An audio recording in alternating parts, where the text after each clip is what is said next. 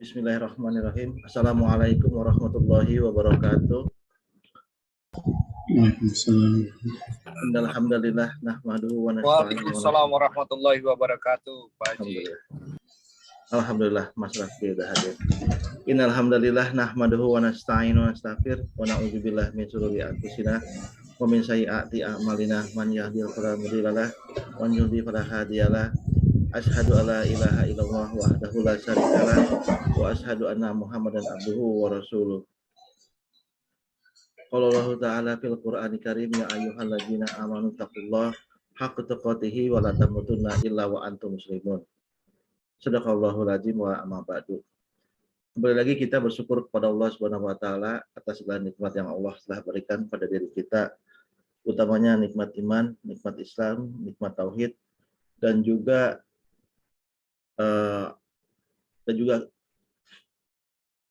nikmat-nikmat kesehatan dan keselamatan dan apa-apa yang kita peroleh sampai detik hari ini. Alhamdulillah, alhamdulillah, alhamdulillah. Dan kita sampaikan salawat salam dan kepada Rasulullah Shallallahu Alaihi Wasallam, pada para keluarga, para sahabat dan para pengikutnya hingga akhir zaman. Dan semoga Allah takdirkan diri kita dan keluarga kita dan semua jemaah yang ada berada di forum ini menjadikan diri kita semuanya menjadi golongannya Rasulullah Shallallahu Alaihi Wasallam. Amin, amin, rabbal alamin. Sesuai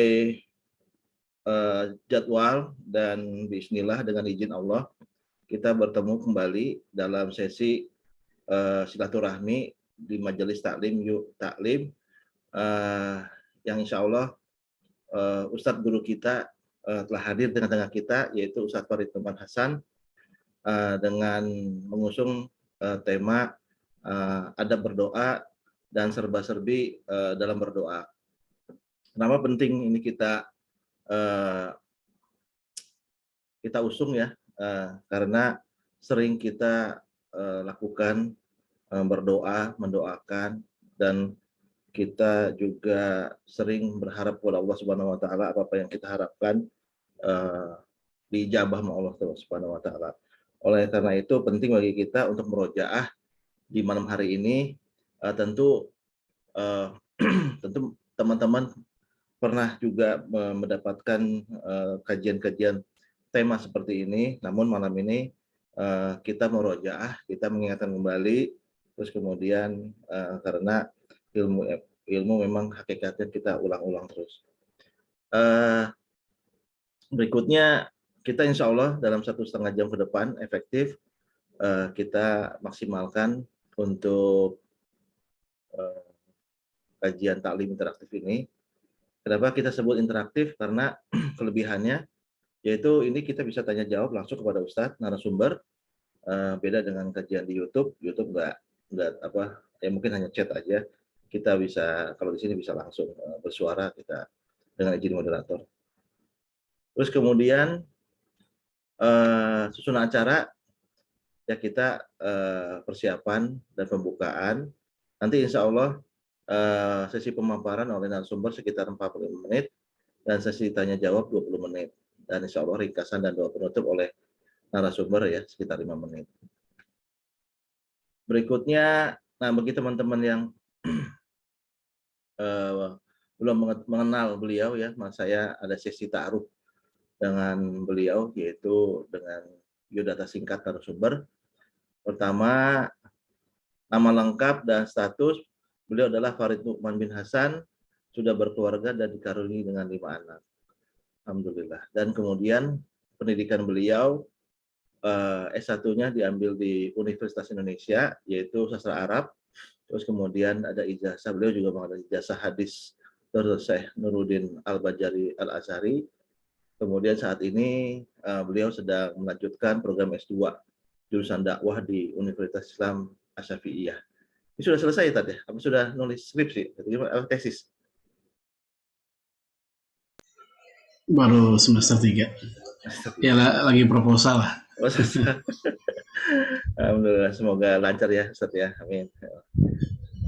Dalam aktivitasnya beliau juga aktif sekali di konsultan syariah, di berbagai telegram, WA. Kalau WA nggak ada Tat ya, tapi kalau Telegram ada ya Tat ya.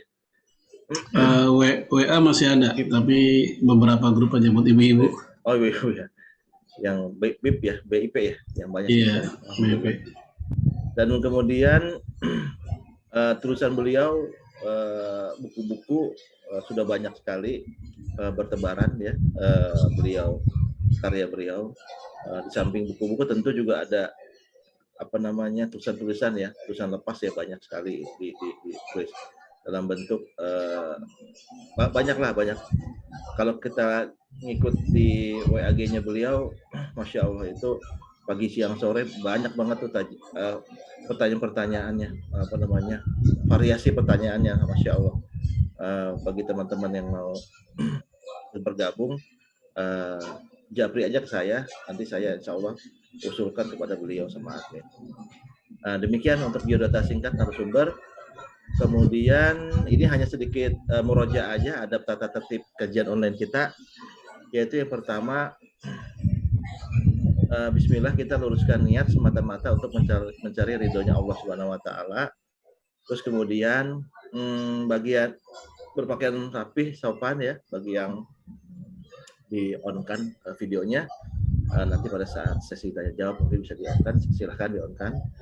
Terus kemudian yang kedua, menghadirkan hati dan pikiran serta fisik kita agar bisa fokus mendengarkan butiran ilmu dari guru kita.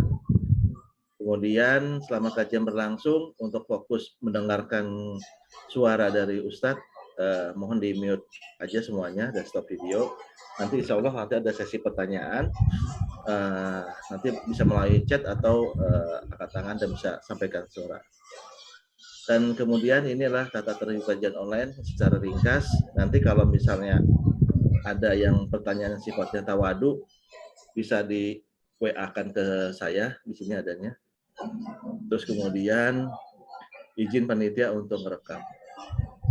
Demikian sesi pembukaannya oleh moderator.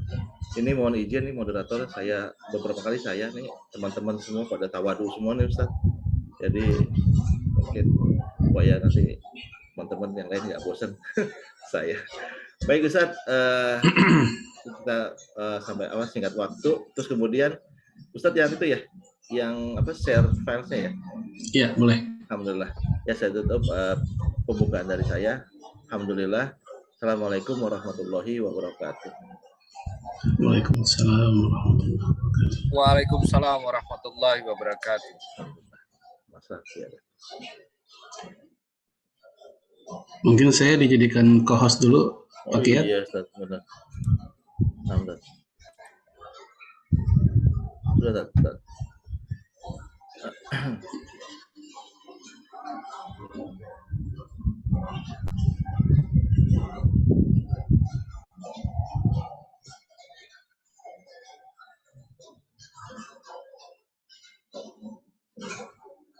Ya. Bismillahirrahmanirrahim. Assalamualaikum warahmatullahi wabarakatuh. Waalaikumsalam warahmatullahi wabarakatuh. Alhamdulillah. Wassalatu wassalamu ala Rasulillah wa ala alihi wa sahbihi wa man walah. Wala haula wala quwwata illa billah, amma ba'd. Ma'asyiral muslimin wal muslimat, a'azzanallahu wa iyyakum. Alhamdulillah, pada malam hari ini untuk kesekian kalinya ya, kita bisa kembali bermuajahah, kembali mengais di antara ilmu-ilmu Allah Subhanahu wa Ta'ala. Dan tentunya ini merupakan kesempatan yang luar biasa yang Allah berikan kepada kita di malam hari ini, malam yang sejak sore tadi turun hujan, ya paling tidak di sini. Di sana gimana Pak Kiat? Hujan nggak? Alhamdulillah hujan juga. Alhamdulillah hujan juga, dari, ya? Dari asar. Iya. Alhamdulillah. Mungkin cukup banyak sebagian orang tuh kalau hujan itu apalagi malam begini ya, paling enak tidur rebahan gitu kan. Tapi alhamdulillah kita diberikan kuwatul irodah ya, kekuatan kehendak untuk tetap bangun tegak berdiri di hadapan, ya mungkin di hadapan laptop atau di depan HP kita, untuk mempelajari di antara bagian serpihan di antara agama Allah Subhanahu wa taala. Insyaallah kita akan bahas tentang ya ad-du'a wa ma haulahu, yaitu kalau judul aslinya ya, doa dan apa saja yang mengitarinya. Ya, namun lebih enak lagi serba-serbi doa di dalam Islam. Ya, karena memang doa ini aktivitas yang boleh dikatakan harian. Ya, sejak bangun tidur kita sudah diajarkan untuk berdoa. Kemudian setelah itu kita pun ke kamar mandi, ya sebelum masuk ke kamar mandi pun kita juga ada ya anjuran berdoa, keluarnya dan seterusnya hingga sampai menjelang kita tidur lagi pun Islam mengajarkan juga berdoa. Oleh karena itu bukan hal yang salah ya kalau kita mengkajinya, walaupun ini nampaknya hal yang biasa, nampaknya hal yang barangkali remeh ya, sekedar doa saja begitu. Tapi ternyata berdoa ini bagian dari bukti pengagungan kita kepada Allah Subhanahu wa taala. Bukti bahwa kita merasa butuh, merasa kecil di hadapan Allah Subhanahu wa taala.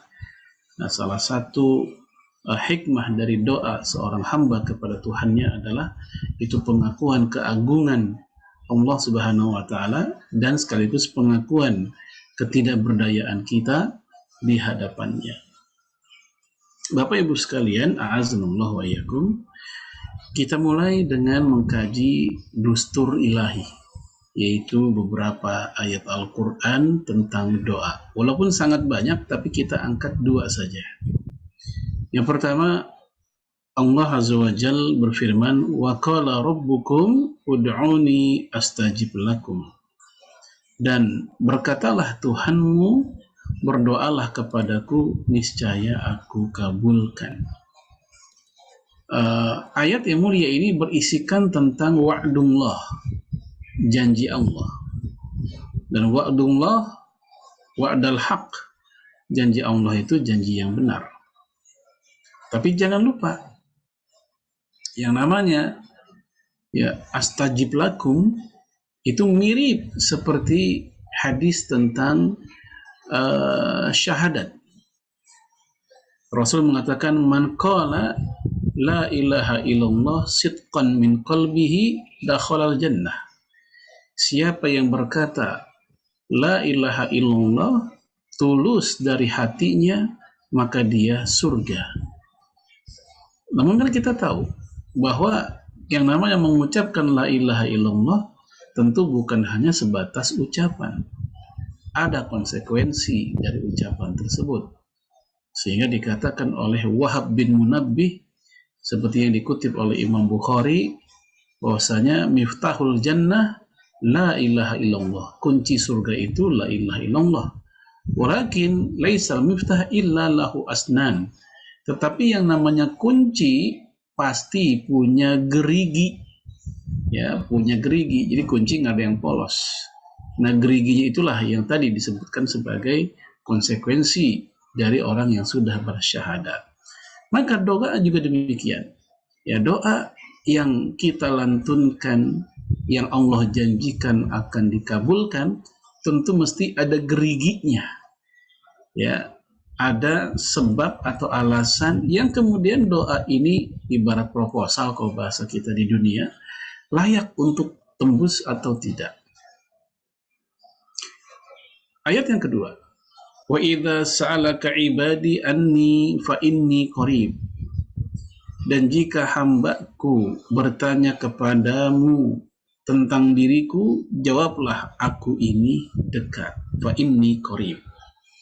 Turunnya ayat ini ya diceritakan oleh Imam Al-Qurtubi itu setelah turunnya surat Ghafir ayat 60. Jadi ketika Allah katakan ud'uni astajib lakum, doalah kepadaku niscaya akan aku kabulkan. Nah, saat itu manusia bertanya, ya bagaimana doanya? Di mana doanya? Seperti apa doanya? Maka turunlah ayat ini, jika hambaku bertanya kepadamu tentang diriku, maka fa inni qarib, jawablah, aku ini dekat. Ujibu da'watad da', aku akan jawab permintaan seorang yang sedang berdoa. Idza da'an, jika memang dia berdoa. Namun falyastajibuli, hendaknya mereka itu merespon panggilanku, merespon kewajiban yang berasal dariku. Wal yu'minu bi la'allahum yarsyudun, dan hendaknya mereka beriman kepadaku supaya mereka berada dalam petunjuk. Yarsyudun, irsyad itu petunjuk. Jamaah sekalian, a'azanallahu wa iyyakum, kita lihat di sini bahwasanya berdoa itu ada SOP untuk mendapatkan kelayakan astajib lakum, akan aku kabulkan. Kalau kita lihat dalam surat Al-Baqarah 186, maka falyastajibuli, hendaknya mereka memenuhi segala perintahku. Wal yu'minu bi, dan mereka beriman kepadaku. Artinya fondasi kuat dari sebuah doa adalah yaitu menjalankan perintah Allah dan mengimaninya. Kalau hal ini tidak berjalan, maka makna dari astajib lakum pun tidak berlaku bagi orang-orang tersebut. Maka jemaah sekalian, a'azanallahu wa iyyakum, ketika seorang muslim berdoa, lalu kemudian dia berpikir, kenapa doa saya tidak dikabulkan? Maka yang perlu dievaluasi adalah bagian ini, falyastajibuli. Apakah sudah kita respon kewajiban-kewajiban yang Allah tegaskan kepada kita? Apakah sudah kita lakukan sunnah-sunnah Nabi Sallallahu Alaihi Wasallam? Kalau seandainya belum, atau mungkin jauh dari maksimal seorang muslim seperti apa seharusnya, maka boleh kita katakan kemudian maklum dan wajar jika kita merasa kok doa kita belum dikabulkan. Karena falyastajibuli belum kita lakukan. Wa yu'minu bi pun juga tidak sempurna kita lakukan. Kita baru ingat kepada Allah dikala susah saja. Tapi dikala senang kita menjauh darinya, melupakan syariatnya. Apalagi membicarakan misalnya tentang selawat kepada Rasul, cinta kepada Rasul, lebih jauh lagi. Lalu kemudian jamaah sekalian, a'azanallahu yakum, sekarang kita masuk pada hadis Nabi, Dustur Nabawi. Kita ambil juga dua. Yang pertama, hadis yang berbunyi ad-du'a'u huwa al-ibadah. Doa itu adalah ibadah.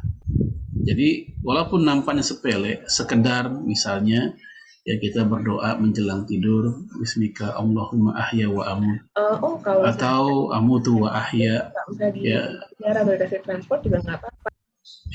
Afwan, suaranya masuk. Sudah saya. Nah, walaupun nampaknya sepele doa itu, ternyata itu ibadah, bahkan dia otaknya ibadah. Ad-du'a mukhul ibadah, doa itu otaknya ibadah. Walaupun hadis yang mukhul ibadah ini dhaif, namun secara esensi tidak bertentangan, alias sejalan dengan hadis sahih yang pertama. Doa itu adalah intisari dari ibadah. Di sholat kita itu gudangnya doa. Di dalam haji kita gudangnya doa. Di aktivitas kita berpuasa pun dianjurkan banyak berdoa. Ada momen-momen di mana doa kita lebih mujarab, lebih mustajab, yaitu ketika menjelang berbuka puasa. Atau misalnya di dalam aktivitas zikir kita, jelas itu kumpulan doa di sana. Maka jamaah sekalian, a'azanallahu wa iyyakum, pantas kalau Rasul katakan ad-du'a huwal ibadah. Doa itu adalah ibadah. Kemudian, kenapa kita mesti berdoa? Bukankah Allah itu maha pengasih, maha penyayang? Bukankah Allah itu al-wahhab, maha pemberi? Tapi kenapa mesti pakai doa? Nah, jawabannya yang pertama, karena doa itu perintah. Dan perintah al-aslu fil amri lil wujub. Hukum perintah pada dasarnya menunjukkan kewajiban. bukan semata-mata anjuran, tapi dia memang kewajiban. Ya, perintah yang mana? Ayat yang tadi, ud'uni astajib lakum. Ada sebagian orang yang hanya menggunakan akal pikirannya saja, tidak mau atau tidak mempelajari melalui dalil-dalil ayat dan hadis. Mereka mengatakan, ngapain berdoa? Kalau doa itu kan sama juga mendikte Allah. Masa Allah didikte? Masa Allah disuruh-suruh? Ya Allah, saya minta ini, saya minta itu. Ya kalau Allah disuruh-suruh, maka kita sama juga merendahkan Allah. Logikanya bagi mereka meminta itu sama juga memerintah. Ya, kita minta perlindungan dari api neraka, kita minta ridha Allah, sama juga bagi mereka ini memerintah. Allah kok diatur-atur. Sehingga gara-gara itu mereka menolak yang namanya doa. Ya, mereka tidak mau berdoa. Sehingga jatuhlah mereka dalam kubangan orang-orang yang sombong, tidak mau berdoa. Padahal Allah yang memerintahkan kita berdoa. Yang kedua, berdoa merupakan bukti kerendah hatian kita di hadapan Allah Subhanahu wa Ta'ala. Di saat kita susah, di saat kita perlu, di saat kita bahagia, di saat kita lapang, di saat kita sempit, kita berdoa sebagai wujud kerendah hatian kita, tadarru kita di hadapan Allah Subhanahu wa Ta'ala. Ya, seperti yang dilakukan oleh para ibadur rahman. Mereka berdoa itu tidak pilih kasih, pilih waktu, dan pilih keadaan. Ya, hanya ketika susah misalnya baru mau doa, begitu senang dia lupa, tidak. Ya, oleh karena itu jamaah sekalian azmahayakum, siapapun orangnya, rajakah dia, penguasakah dia, atau rakyat jelata, maka tetap berdoa, bagian dari akhlak seorang muslim. Innal ladzina yastakbiruna an ibadati sayadkhuluna jahannama dakhirin. Sesungguhnya orang-orang yang menyombongkan diri dari menyembahku akan masuk neraka jahanam dalam keadaan hina dina. Ayat ini sejalan dengan hadis riwayat Imam Muslim, la yadkhulul jannah man kana fi qalbihi mithqal dzarratin min kibr. Tidak akan masuk surga orang yang di hatinya ada sombong walaupun sebesar atom. Di ayat ini juga disebutkan bahwa orang yang menyombongkan dirinya, dia masuk ke neraka jahanam. Nah, siapakah yang dimaksud dengan yastakbirun? Orang-orang yang sombong dalam ayat ini, Imam Ibnu Katsir mengatakan maksudnya adalah orang yang enggan berdoa kepada Allah. Dia ngerasa enggak butuh Allah. Dia ngerasa dia mampu, apa yang dia inginkan semua kemudinya di tangan dia. Seolah-olah ending apa yang terjadi yang dia inginkan seolah-olah itu sesuai yang dia inginkan, bukan kehendak Allah.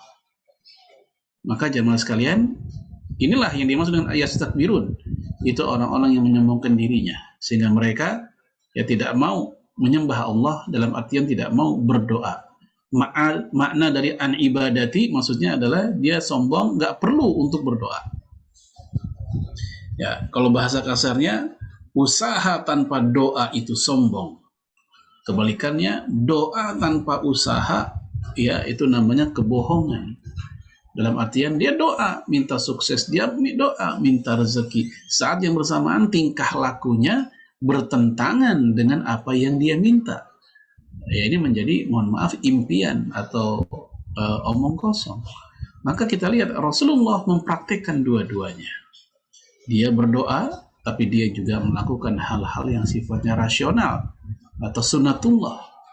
Ketika perang Badar, Rasulullah berdoa. Tapi Rasulullah juga menyusun strategi. Rasulullah juga menggunakan baju besi. Ya, Rasulullah juga membuat base camp pertempuran. Artinya hal-hal yang sifatnya hablum minallah dia lakukan, dan hal-hal yang sifatnya hablum minannas sebagai manusia juga dia lakukan. Nah, ini keseimbangan yang Rasul ajarkan. Jamaah sekalian, kemudian yang ketiga, alasan dari kenapa kita mesti berdoa, karena doa juga merupakan perilaku orang-orang mulia, orang-orang hebat, orang-orang besar, orang-orang sukses. orang-orang yang menjadi namanya ya mendapatkan tinta emas dalam ukiran sejarah manusia. Siapa mereka? Para nabi dan rasul. Di dalam Al-Quran banyak dikisahkan doa para nabi dan rasul, orang-orang soleh. Yang diantaranya yang perlu kita ingat kembali seperti doanya Nabi Adam alaihissalam dan istrinya. Jadi kala mereka menyesali kesalahan mereka, yang mereka berdoa, Rabbana zalamna anfusana wa illam taghfir lana wa tarhamna lanakunanna minal khasirin. Ya Allah, kami telah menzalimi diri kami. Jika Engkau tidak mengampuni dosa kami dan tidak menyayangi kami, niscaya kami benar-benar orang yang merugi. Doanya Nabi Adam dan istrinya. Doanya Nabi Yunus alaihi salam ketika dia tertelan di perut al-hut, ikan besar. La ilaha illa anta subhanaka inni kuntu minaz zalimin. Dan doa ini oleh Nabi Muhammad SAW dianjurkan, dirutinkan dibaca oleh kita. Terserah mau kapan kek, nggak ada waktu khusus, terserah kita mau baca pagi, malam, siang, sore, menjelang tidur atau setelah tidur, kapanpun terserah. Di mana Rasul memuji doa ini, karena doa ini berisikan tentang tauhid. Doa ini berisikan tentang kepasrahan seorang hamba. Jadi kalau kita dalam kondisi terpuruk, tak ada lagi daya dan upaya, semua sudah kita kerahkan, kita berhadapan dengan sebuah masalah, pikiran sudah, tenaga udah, waktu udah, ongkos udah, tapi ternyata kok belum selesai juga, maka doa Nabi Yunus ini ya salah satu senjata yang bisa kita lakukan. Dan Rasul sendiri mengatakan ad-du'a silahul mu'min, doa merupakan senjatanya orang-orang beriman. Adapun paling banyak doa yang Nabi ucapkan alaihi salatu wassalam adalah doa sapu jagat. Dalam hadis dari Anas bin Malik, dari Aisyah, ya, yang diriwayatkan oleh Imam Bukhari ketika mereka ditanya, doa apa sih yang paling sering Nabi Muhammad baca? Ternyata doa Rabbana atina fid dunya hasanah wa fil akhirati hasanah wa qina adzabannar. Doa ini walaupun sudah sangat familiar, sangat-sangat familiar, ya anak kecil juga hafal, ya ini sudah mencakup semua kebaikan yang ada dalam pikiran manusia. Ya, apa yang inginkan oleh manusia? Ingin, mohon maaf ya, ingin anggaplah ingin jodoh, ingin kebaikan di rumah tangga, tetangga yang baik, anak yang soleh, istri soleha, suami yang soleh, rezeki yang lancar, bermanfaat, berkah, segala macam. Itu semua terrangkum dalam kalimat fid dunya hasanah. Udah mencakup. Kita ingin di akhirat aman, sentosa, bebas dari api neraka, masuk surga, ya ngumpul lagi bersama keluarga, mengumpul lagi di surga bersama famili kita, dan seterusnya. Itu semua pun terrangkum dalam kalimat wa fil akhirati hasanah wa qina adzabannar. Maka wajar kalau di Indonesia doa ini disilakan dengan doa sapu jagat, karena semua kesapu, semua kebawa ya dengan kalimat yang begitu pendek ini, namun ya mencakup banyak hal. Nah, ini contoh aja bahwa para nabi mereka berdoa, orang-orang soleh juga berdoa. Ya salah satu doa yang dibaca oleh orang soleh adalah yang insya Allah kita pun juga sering baca, atau minimal kita sering mengaminkan ketika orang membacanya, yaitu Rabbana hablana min azwajina wa dzurriyyatina qurrata a'yun waj'alna lil muttaqina imama. Ya, kita lihat kalimat terakhir waj'alna lil muttaqina imama. Ya Allah, jadikanlah kami sebagai pemimpin bagi orang-orang bertakwa. Jadi banyak orang yang mohon maaf ya mencela saudaranya, ngapain sih lu nyalonin diri jadi ketua RT? Jabatan kok dikejar-kejar. Ngapain sih nyalonin jadi ini dan itu? Jabatan kok dikejar-kejar. Dia lupa. Dia doa pun minta jadi pemimpin. Ini karena dia nggak tahu terjemahannya aja. Ya. Ketika dia minta kepada Allah, wa ja'alna lil muttaqina imama, ya Allah, jadikanlah saya sebagai pemimpin ya bagi orang-orang bertakwa. Itu bukti bahwa kita pun ya pernah minta kepada Allah supaya diangkat menjadi penguasa, jadi pemimpin, jadi pejabat. Makanya di dalam fikih Islam, kalau kita bicara fikihnya, ya seseorang yang minta jabatan tapi dengan syarat dua hal. Apa dua hal itu? Pertama, ikhlas, ya dalam rangka memang untuk mengabdi lewat jabatan yang dia minta itu. Yang kedua, dia punya kecakapan, dia punya kapasitas, dia punya kepantasan. Maka para ulama justru mengatakan ini akan menjadi ibadah. Bahkan di antara orang-orang yang doanya dikabulkan adalah imam yang adil, pemimpin yang adil. Ya, pejabat yang adil, pejabat yang benar. Itu salah satu sebab dikabulkannya doa. Bahkan imam yang adil, ya posisinya di akhirat nanti menjadi orang yang paling dekat dengan Rasulullah alaihi salatu wassalam, sebagaimana hadis yang diriwayatkan oleh Imam Muslim. Ya, jamaah sekalian, azanallahu wa iyyakum. Nah, ini contoh aja beberapa doa yang dituangkan dalam Al-Quran, yang dibaca oleh para nabi dan para sholihin. Kemudian kita masuk pada sebab-sebab terkabulkannya doa. Ya, jadi yang kita bicarakan tadi sebelumnya, geriginya apa? Ya, ibaratnya doa itu kunci. Nah, supaya kunci ini bisa membuka ya pintu-pintu rezeki, membuka pintu-pintu rahmat, taubat dan seterusnya, geriginya apa? Yang pertama, ketika berdoa dalam keadaan merendahkan diri di hadapan Allah, kita menunjukkan butuh, perlu ya dengan Allah Subhanahu wa taala. Bukan justru ketika doa sombong.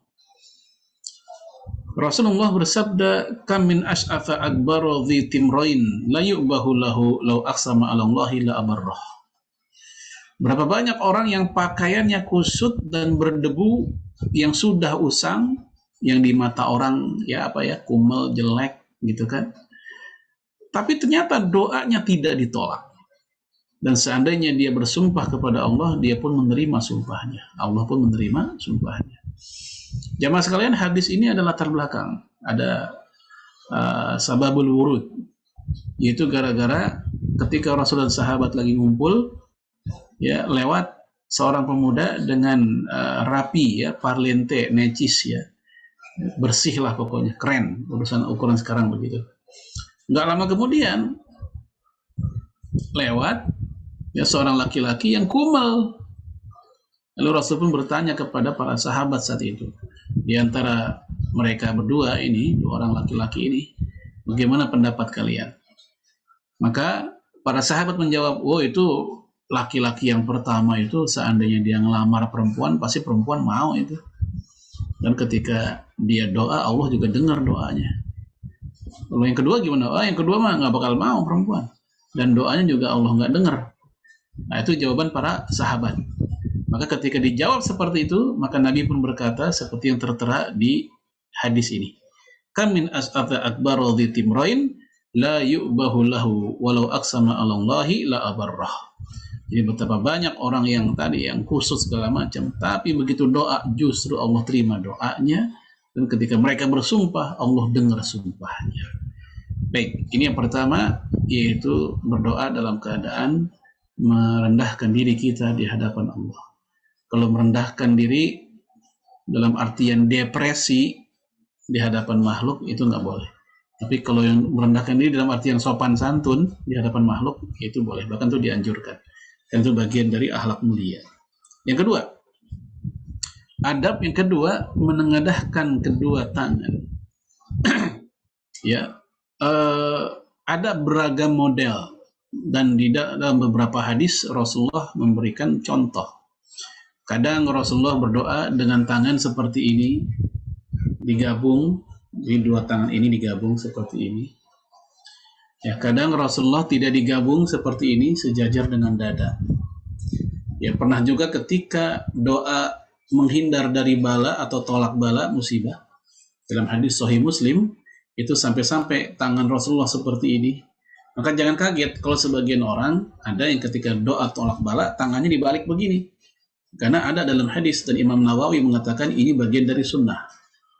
Ya, walaupun saya telah baca literatur lain, ada yang mengartikan Rasulullah tangannya seperti ini karena saking luar biasanya doanya hingga tangannya pun gemetar seolah-olah seperti ini.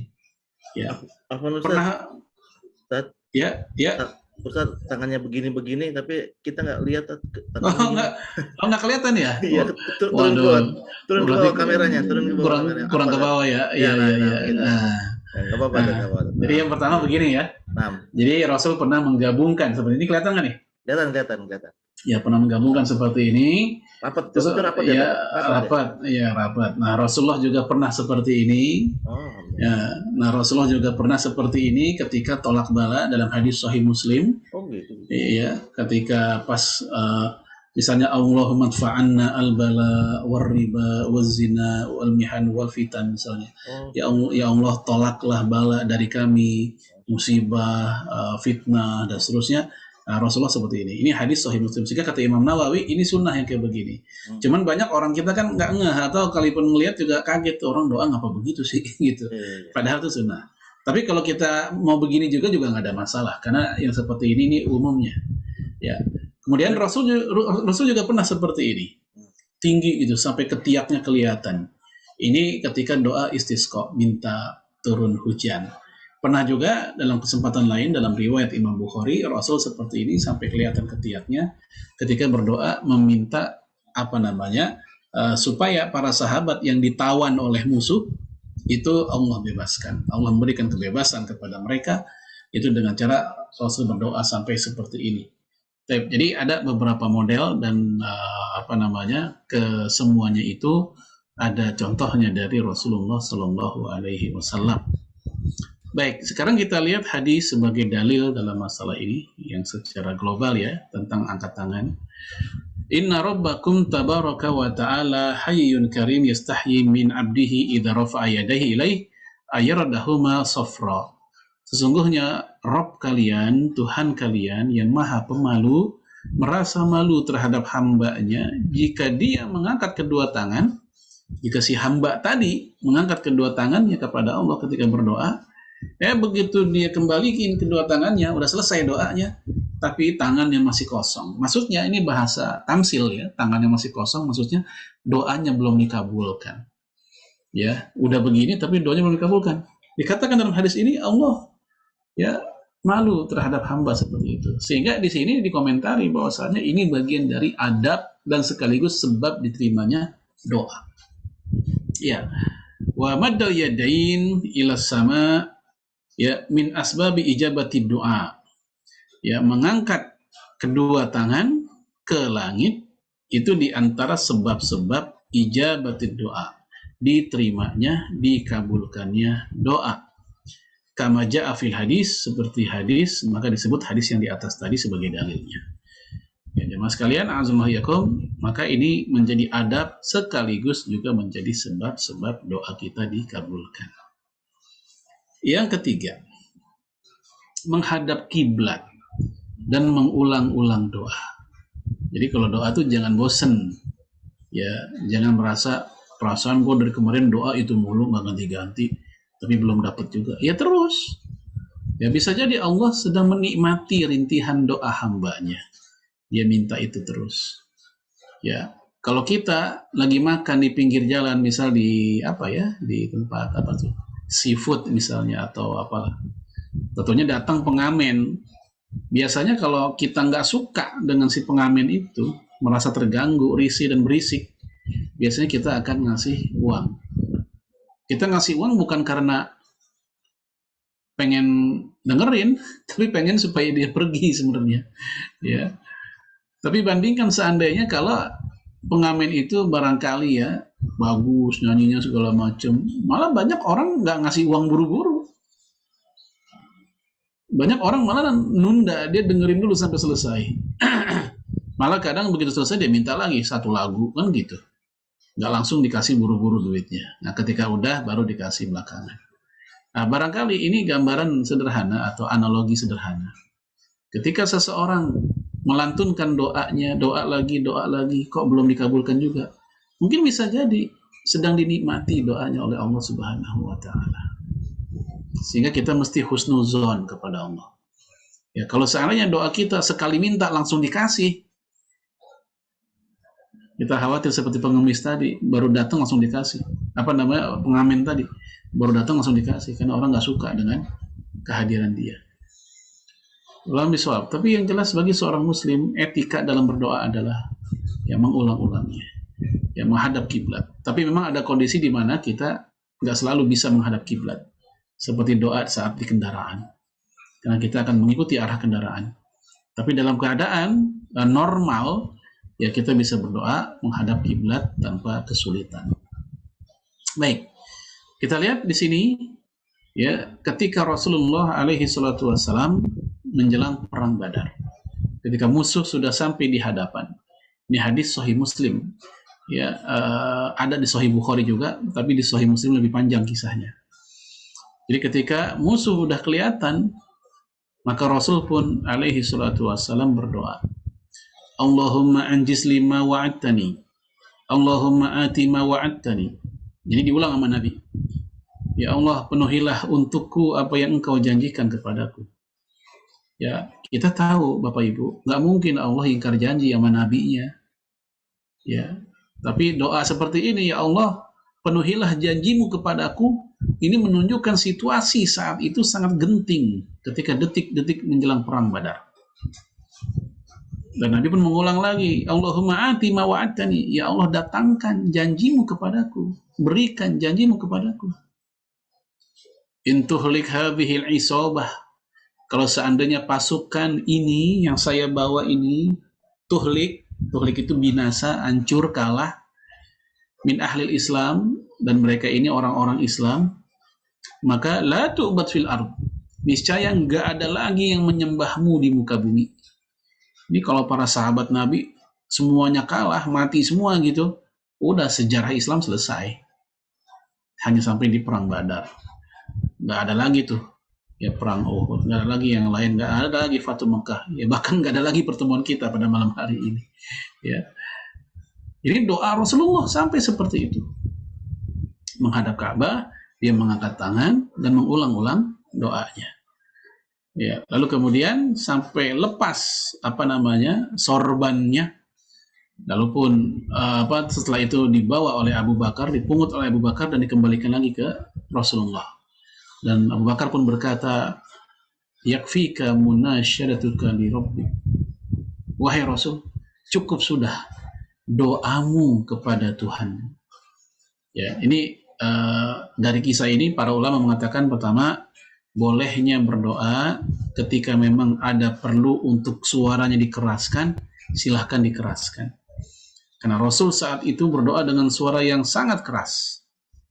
Ya, bahkan dalam hadis Muslim dikatakan berteriak doanya Rasulullah. Yang kedua, ya, dalam hadis ini juga menunjukkan mengangkat kedua tangan. Yang ketiga, ini juga menunjukkan menghadap kiblat. Maka kumpulan adab itu berkumpul dalam peristiwa tersebut. Kumpulan adab berdoa mengumpul dalam peristiwa tersebut. Kemudian, jamaah sekalian, azallahu yakum, kisah tadi diabadikan juga di dalam Al-Quran. Istastaghithuna rabbakum fastajaba lakum anni mumiddukum bi'alfi minal malaikati murdifin. Ingatlah ketika kamu memohon pertolongan kepada Tuhanmu, ya, istighosah itu artinya minta tolong. Ya. Lalu Allah pertenankan, Allah kabulkan keinginanmu itu. Gimana caranya? Dengan cara Allah mendatangkan malaikat 1000 yang datang berturut-turut ketika perang Badar. Nah, ini kisah ya ada dalam kitab Sahih Muslim. Kalau dalam Sahih Bukhari juga ada, tapi agak lebih ringkas kisahnya. Yang keempat, ketika berdoa, dahulukan dengan pujian-pujian kepada Allah dan selawat kepada Nabi. Ini tata krama dan etika. Sama seperti orang minjem duit, kan nggak pantas ketemu langsung minjem. Waalaikumsalam, sehat, minjem duit dong. Kan nggak enak baru ketemu dan minjem duit. Harusnya kan obrolan dulu lah. Ya, sehat nggak? Bagaimana anak? Bagaimana istri? Gimana kerjaan? Ya, ngobrol-ngobrol baru lah dia cerita tentang apa keperluannya. Nah, Fadhalah bin Ubaid bercerita bahwa ada seorang laki-laki berdoa dalam sholatnya, tapi dia tidak memuji Allah dan tidak berselawat kepada Nabi. Lalu beliau memanggilnya dan berkata kepada dia dan lainnya. Maka Rasul nasihatin gitu ya kepada si orang itu. idza shalla ahadukum falyabda bitahmid rabbih. Jika kalian berdoa, sholat ini artinya berdoa, maka mulailah dengan tahmid. Apa tahmid? Pujian. Ya, contoh kalau kita lagi doa itu atau kita dengerin orang berdoa, hamdan syakirin, hamdan yuwafi ni'amahu wa yukafi'u mazidah. Nah, itu pujian, segala puji bagi Allah, segala puji dan rasa syukur. Ini pujian. Atau boleh juga dengan membaca Al-Fatihah, karena Al-Fatihah itu juga pujian, kumpulan pujian. Itulah kenapa sebagian masyarakat kita kalau menjelang berdoa kan baca Al-Fatihah dulu. Ya, para ulama di Darul Ifta Al-Misriyah di Mesir, ya, ketika ditanya tentang apa hukum membaca Al-Fatihah sebelum doa, ya mereka mengatakan itu bagian dari adab berdoa. Karena di antara adab berdoa adalah memuji Allah. Dan surat Al-Fatihah itu isinya adalah pujian.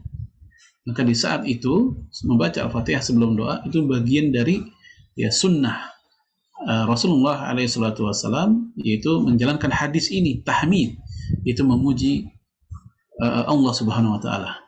Kemudian thumma ya la yusalli 'alan nabi, hendaknya berselawat kepada nabi. Thumma liyada ya ba'du ma bima sya'ala. Setelah itu silakan berdoa apapun yang kamu mau. Ya setelah selawat, ya setelah tahmid, setelah selawat silakan dia berdoa apapun yang dia mau. Ya tidak harus dengan doa-doa yang Rasulullah ajarkan, tapi kalau untuk doa permintaan ya tergantung hajat masing-masing orang. Dia lagi ada perlu supaya anaknya lulus masuk ASN, silakan doa itu, minta yang terbaik.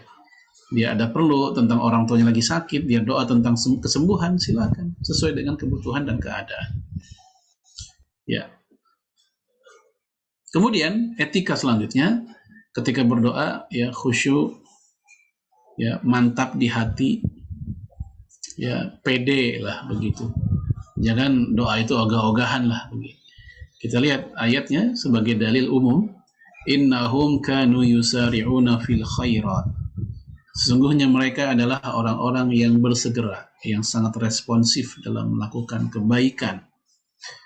Wada'unana ragaba, dan mereka pun kalau berdoa kepada kami ragaba, ya dengan harap-harap, warohaba, dan cemas.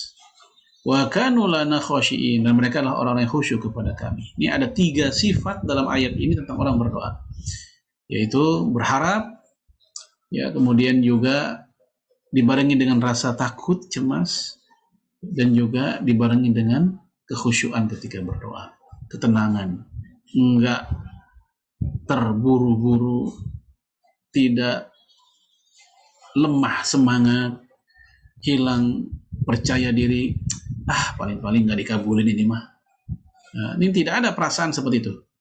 Ya, sebagaimana hadis qudsi, ana ala zonni abdi bi, aku tergantung prasangka hambaku kepadaku. Ya kalau kita prasangkanya lemah, ya hati-hati. Kebalikannya, kalau prasangka kita kuat bahwa Allah akan mengabulkan doa kita, fa insya Allah doa kita akan dikabulkan. Hal itu berdasarkan hadis yang lain. Kita lihat di sini, ud'ullah, ya berdoalah kalian kepada Allah, wa antum muqinun bil ijabah. Lihat di hadis yang terakhir, berdoalah kepada Allah dan kalian dalam keadaan muqinun bil ijabah. Muqinun artinya orang yang yakin diterima doanya. Wa'lamu, ketahuilah, annallaha la yastajib du'a min qalbin ghafillah. Ketahuilah Allah tidak akan menerima doa dari hati yang ghaflah, lalai. Ya, Allah tidak akan mengabulkan doa dari orang yang hatinya lalai dan lengah. Ya, doa sih doa, tapi pikirannya macam-macam. Doa, main WA juga. Sambil doa, masang status di Instagram. Hatinya nggak mantep, nggak tawajuh kepada Allah, nggak menghadap kepada Allah. Terlalu banyak aktivitas dan pikiran. Yang masih bagus pikirannya pikiran sesuatu yang memang datang begitu saja, tidak diundang. Ini pikirannya memang sengaja diundang untuk memikirkan yang lain. Jadi nggak serius doanya. Dalam hadis Bukhari, la yakulanna ahadukum Kalau kalian berdoa, janganlah mengatakan Allahumma gfirli in syi'ta. Ya Allah, ampunilah aku kalau engkau mau. Ini ogah-ogahan doa kayak begini. Ampunilah aku kalau engkau mau. Ya seakan-akan kalau enggak ya nggak apa-apa begitu. Allahumma arhamni in syi'ta. Ya Allah, rahmatilah aku jika engkau mau. Ya, liya'zimil mas'alata fa innahu la mukriha lahu. Hendaknya dia mantapkan hati di saat doa, karena sesungguhnya ya Allah tidaklah dipaksa oleh doanya itu. Jadi Allah nggak pernah merasa terpaksa dengan berbagai macam doa. Yang penting kita tulus, mantap di hati, dan pede, serta husnuzon kepada Allah di saat kita berdoa. Yang keenam, hendaknya doa itu melirihkan suara. Ya, kecuali ada hajat, seperti yang kita bahas sebelumnya, seperti khutbah Jumat, itu ada hajat sehingga mesti keras suaranya. Ya, ketika khutbah Id, ketika khutbah istisqa, khutbah gerhana, maka ini momen-momen mau nggak mau doa kita mesti dikeraskan. Atau seperti yang Rasul contohkan tadi ketika sedang menjelang perang Badar. Ya, kalau di zaman sekarang mungkin ketika ada munasabah tertentu, ada kaitan, bisa ada acara, kita diminta mimpin doa. Kan nggak mungkin doanya lirih sendirian, ntar jamaah nanya, nih udah mulai belum doanya?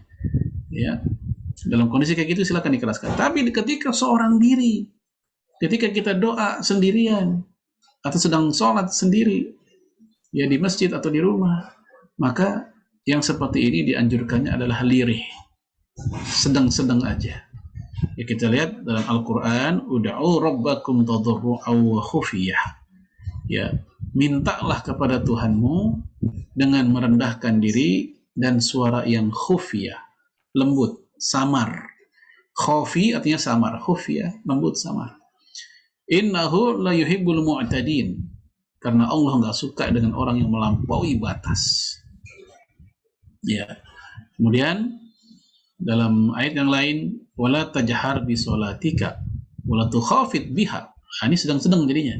Janganlah kalian mengeraskan doa kalian, tapi juga jangan pula merendahkannya. Wa batagi baina dzalika sabila. Tapi carilah yang jalan tengah di antara keduanya. Sedang-sedang. Yang kita dengar, ya, jangan sampai hanya diem mulut komat kamit nggak jelas. Tapi hendaknya kita lirihkan apa yang kita minta. Dan juga jangan terlalu keras hingga mengganggu orang lain.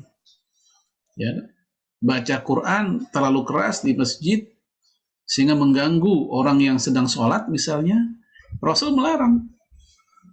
Dalam hadis Sahih Muslim, Abu Daud dan yang lainnya, ya, ketika para sahabat sebagian lagi ada yang sholat, sebagian ada yang baca Quran yang keras sampai mengganggu yang lagi sholat, maka Rasul pun langsung membuka tirai, hordeng rumahnya, karena kita tahu rumah Rasul itu sama masjid kan nggak jauh, ya dekat banget. Rasul pun menasehati yang baca Quran keras-keras tadi, ya, supaya dia merendahkan suaranya, karena engkau berdoa, engkau bermunajat kepada Allah yang Maha Mendengar. Nah, dari situ para ulama mengatakan jika membaca Al-Quran atau zikir sampai memunculkan taswis itu noise, ya, rame, berisik, ya, sehingga mengganggu orang yang lagi sholat, orang lain yang lagi sholat, maka itu terlarang. Itu yang dibaca Quran padahal, ya, apalagi yang dia baca, ya, yang bikin rame, bikin bising di masjid bukannya Quran, lebih terlarang lagi. Ya. Baik. Nah, ini juga beberapa contoh, ya, ketika Rasulullah SAW ya mengeraskan suara, ya, khutbah Jumat, Id, istisqa, kunut nazilah, atau seseorang yang berdoa diikuti oleh jamaah, silakan. Ya, ini semua dianjurkan untuk mengeraskan suara. Imam Nawawi mengomentari kisah yang tadi ketika menjelang perang Badar bahwa Rasulullah itu mengeraskan suara. Maka ini sunnah, menghadap kiblat ketika doa, mengangkat kedua tangan, dan tidak apa-apa meninggikan suara ketika berdoa. Yang ketujuh, yaitu utamakan doa-doa yang ma'thur. Apa sih ma'thur? Itu doa yang terdapat dalam Al-Quran dan doa yang terdapat dalam hadis. Itu namanya ma'thur. Dan ini lebih utama, semua ulama sepakat. Seperti yang Rabbana zolamna anfusana tadi, atau Rabbana atina fid dunya hasanah. Ini juga dalam Al-Quran. Itu namanya doa ma'thur. Ini lebih utama kita pakai. Namun, kadang kita berdoa sesuai bikinan kalimat sendiri, karena ada hajat sendiri. Yang itu namanya ghairul ma'thur. Nah, doa ghairul ma'thur itu boleh. Karena para sahabat Nabi pun, para tabi'in dan ulama-ulama di masa kemudian, mereka pun juga berdoa susunan sendiri sesuai kebutuhan mereka. Ya, Imam Ahmad bin Hambal mendoakan gurunya, yaitu Imam Syafi'i, di dalam sholatnya selama 40 tahun. Ngedoain Imam Syafi'i. Lah, kita kan tahu, tidak ada dalam fikih sholat tentang doa buat Imam Syafi'i. Ya, Rasul nggak pernah ngajarin doa untuk Imam Syafi'i, tapi itu murni inisiatif seorang Imam Ahmad bin Hambal sebagai bentuk penghormatan kepada gurunya. 40 tahun dia mendoakan gurunya. Nah, ini menunjukkan inisiatif sendiri, namanya ghairul ma'thur. Nah, ghairul ma'thur silahkan, boleh. Tapi yang lebih utama adalah yang ma'thur, yang ada dalam Quran, yang ada dalam hadis. Yang dalam hadis gimana contohnya? Misal kita mendoakan anak. Ya, kita punya anak, ya mau kita masukin pondok, kita doain biar dia pinter. Lalu kita kutip doanya Rasul kepada Ibnu Abbas. Allahumma faqihu fiddin wa alimhu ta'wil. Ini contoh doa Rasul kepada Ibnu Abbas, sahabatnya ketika masih kecil. Ya Allah, faqihu fiddin, fahamkanlah dia ilmu agama. Wa alimhu ta'wil, dan ajarkanlah dia ilmu Al-Quran, tafsir Quran. Nah, kalau Bapak Ibu pengen doa ini mendoakan anak-anak kita, silakan dipakai. Ini doa ma'thur berasal dari Rasulullah ketika beliau alaihi salatu wassalam mendoakan sahabatnya sendiri. Baik. Para ulama mengatakan dhahaba jumhurul fuqaha ila jawazi kulli du'ain dunyawi wa ukhrawi. Mayoritas ulama mengatakan bolehnya berdoa baik isinya doa dunia dan doa akhirat. Ya, silakan masing-masing kita punya hajatnya apa. Ya, walaupun didahulukan kepentingan akhirat dulu, ya masalah ampunan, minta rahmat, ya minta selamat dunia akhirat ini lebih diutamakan. Barulah kita doa tentang kebutuhan dunia kita. Walakin ad-du'a bil ma'thur afdal min ghairih. Nah, ini saya katakan tadi, tetapi berdoa dengan doa-doa yang ma'thur itu lebih utama dibanding selainnya. Kemudian kita masuk pada kenapa sih doa nggak dikabulkan? Nah, ini kan realita ada. Dan ini tentu realita yang tidak diharapkan oleh orang-orang yang berdoa. Tapi faktanya memang ada. Nah, ternyata ada sebab. Yang pertama, makan dan minum atau berpakaian atau apapun kebutuhan dia dipenuhi dari hal-hal yang haram. Nah, itu menjadi sebab tuh. Makanya kalau kita, mohon maaf ya, dalam masalah penghasilan kita harus peka sama halal haram, karena dampaknya bukan hanya di akhirat tapi di dunia sudah bisa kita rasakan, yaitu terhalangnya doa kita karena makan minum haram yang kita lakukan. Hal ini berdasarkan hadis riwayat Imam Muslim, ya, tsumma dzakara rajul yutilu safar. Rasul menceritakan seorang laki-laki yang dalam perjalanan, as'afa akbara, rambutnya berdebu dan kusut. Wa yamuddu yadayhi ila sama, laki-laki itu pun mengangkat kedua tangannya ke langit. Dan dia berkata, ya Rob, ya Rob, ya Allah, ya Allah. Walakin mat'amuhu haram, tetapi makanannya haram. Wa mashrabuhu haram, minumannya haram. Wa malbasuhu haram, pakaiannya haram. Wa ghudhiya bil haram, dan dia dikenyangkan oleh hal-hal yang haram. Lalu kata Rasul, fa anna yusajabu lidzalik, maka bagaimana mungkin doanya dikabulkan. Jadi makan haram, minum haram, pakaian haram, apa-apa yang dikenyangin pakai yang haram juga. Rasul katakan bagaimana mungkin doanya dikabulkan. Maka ini pencegah dikabulkannya doa adalah perkara halal haram yang enggak diindahkan. Padahal Bapak Ibu, kalau kita lihat kisah ini, kisah hadis Sahih Muslim ini, kan si laki-laki ini udah safar. Nah, musafir itu kan sebab doa dikabulkan. Yang kedua, si laki-laki ini udah ngangkat kedua tangan. Ini juga tadi udah kita bahas, ini sebab doa dikabulkan. Si laki-laki ini juga udah merendahkan diri, kusut, debu, segala macam tadi. Dan si laki-laki ini juga udah ngulang-ngulang doa, ya Rob, ya Rob, ya Allah, ya Allah. Tapi ternyata semua sebab dikabulkannya doa seakan-akan tidak berdaya ketika berhadapan dengan halal haram makanan atau keharaman makanan atau minuman atau pakaian yang kita lakukan. Ini sebab yang pertama. Yang kedua, doanya terburu-buru, tergesa-gesa. Ya, mohon maaf, mungkin di antara kita kan pernah ya ketika dengar orang doa dan kita pun mengaminkan, kita ngerasa nggak jelas orang doa minta apa sih? Kayak orang gerendeng aja doa. Ya, maka ini adab dan etika berdoa itu nggak berjalan dengan baik. Ya, mohon maaf juga, apalagi jika si orang yang doa nggak ngerti bahasa Arab, sehingga apa yang terjadi? Pelafalannya itu nggak beres, entah panjang pendeknya, entah makharijul hurufnya, sehingga apa yang dia minta menurut tata bahasa Arab nggak kena. Ya, walaupun ya Allah tahu apa yang dia inginkan, tetapi sopan santunnya nggak kena. Ya, sama seperti seorang anak minta duit ke ibunya, walaupun si ibunya ngerti ini anak minta duit, tapi sopan santunnya nggak kena. Ngomongnya terlalu terburu-buru, ya cepet banget ngobrolnya, sampai ibunya bilang, kamu minta apa sih, ngomong nggak jelas gitu. Tapi karena si anak tangannya nadah begini, ibunya tahu minta duit. Ya, namun dari sisi sopan santun si anak ini salah. Baik, kita lihat jemaah sekalian, doa salah seorang di antara kalian pasti akan dikabulkan selama dia tidak tergesa-gesa. Yaitu dia mengatakan, saya udah doa tapi belum dikabulkan. Nah, itu namanya tergesa-gesa. Maka ingat analogi yang tadi saya sampaikan tentang pengamen yang datang ke kita lalu kita buru-buru kasih karena kita tidak menyukainya, dibanding dengan orang yang nunda dulu ngasihnya karena menyukai pengamen tersebut. Nah, itu analogi yang tadi. Maka jemaah sekalian, kita berhusnuzon billah di saat doa kita kok belum dikabulkan, mungkin ya doa kita sedang dinikmati oleh Allah Subhanahu wa taala, tentang tangisan kita, tentang kerendah hatian kita, ya, tentang bangun malam kita. Baik. Yang ketiga, karena kita meninggalkan kewajiban. Ya, kita doa tapi saat yang bersamaan kita meninggalkan kewajiban dari Allah. Ingat ayat tadi, falyastajibu li, maka hendaknya mereka menjalankan perintahku. Demi yang jiwaku ada di tangannya, demi Allah, kalian harus betul-betul memerintahkan kepada yang ma'ruf dan melarang dari yang mungkar, amar ma'ruf nahi mungkar. Kalau enggak melakukan amar ma'ruf nahi mungkar, maka betul-betul dikhawatirkan Allah akan menjatuhkan kepada kalian secara merata siksanya.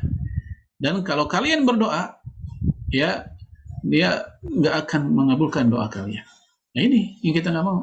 Gara-gara kita meninggalkan kewajiban, salah satunya meninggalkan amar ma'ruf nahi mungkar, doanya tidak dikabulkan. Baik jemaah sekalian, ini yang ketiga ya, tentang meninggalkan tentang sebab-sebab doa tertolak. Yang keempat, nah bisa jadi doa kita nggak dikabulkan karena Allah sedang menguji hambanya. Apakah dia bersabar ataukah dia putus asa? Ya, dan boleh jadi apa yang kita alami di mata kita buruk, tapi di sisi Allah itu baik. Wa asa an tuhibbu syai'a wa huwa syarrul lakum. Wa asa an tukrihu syai'a wa huwa khairul lakum. Bisa jadi sesuatu yang kamu sukai tapi itu buruk buatmu. Kebalikannya, sesuatu yang kamu benci, contoh doa tertolak, itu kita benci, tapi khairul lakum, itu baik buatmu. Wallahu ya'lamu wa antum la ta'lamun. Allah Maha tahu, kamu tidak. Mirip seperti seorang anak yang minta dibelikan motor, orang tuanya nggak pernah ngasih. Justru yang dikasih oleh orang tuanya yang lain, yang sebenarnya si anak itu nggak menginginkan. Tetapi orang tua tahu mana yang paling pas dan paling dibutuhkan oleh anaknya. Maka Allah pun juga lebih tahu dibanding hambanya sendiri, ya, tentang kebutuhan hambanya. Kita minta A, Allah kasih B. Kita minta B, Allah kasih A. Kita minta C, Allah kasih A dan B. Kita minta rezeki, Allah kasih kesehatan, Allah kasih tetangga yang baik, Allah kasih pekerjaan yang lancar, Allah kasih anak yang soleh, istri yang taat, suami yang soleh. Padahal kita mintanya yang A gitu, tapi dikasih yang lain. Cuman karena pikiran kita pendek, kita nggak ngerasa kalau hal-hal tadi merupakan jawaban dari doa kita. Ya, variasi atau alternatif atau ganti dari apa yang kita pinta. Kita nggak ngerasa, kita lupa karena yang kita inginkan biasanya ya pendek aja pikiran kita. Pokoknya saya minta A ya dapatnya A. Ternyata Allah kasih yang lain, dan yang lain ternyata itu lebih baik dibanding apa yang kita pinta. Kemudian kita masuk pada waktu dan momen mustajab. Ya, tentu sangat banyak. Cuman di sini kita akan contohkan beberapa saja. Yang pertama yaitu ketika di sepertiga malam terakhir dan setelah sholat wajib. Ayu doai asma. Wahai Rasul, doa apakah? Doa yang bagaimanakah yang paling Allah dengar? Apa jawaban Nabi? Yaitu jawful lail, yaitu doa di sepertiga malam. Wa adbar salawatil maktubah, dan doa ketika setelah sholat wajib. Jadi di sepertiga malam, ya anggaplah kalau di Indonesia sekarang ini dari jam 1 lah sampai menjelang subuh. Nah itu jawful lail. Yang kedua yaitu ketika selesai sholat wajib. Maka ini momen di mana kita berdoa. Yang kedua yaitu ini langsung disebut sepertiga malam terakhir. Kalau tadi kan masih jauh. Jauh itu artinya di dalam malam, tapi sering ditakwil sepertiga malam. Yanzilullah ta'ala ya kulli lailati ila sama'i dunya hina yabqa sulusul lail al-akhir. Ini dia. Allah turun ke langit dunia setiap malam. Ini maksud turunnya, ini kita jangan bayangin seperti ada burung lagi turun ya secara fisik zat begitu, karena itu nggak mungkin dalam arti nggak boleh difahami seperti itu, karena Allah bukan makhluk. Laisa kamitslihi syai', ya tidak ada yang sama apapun dengan dirinya.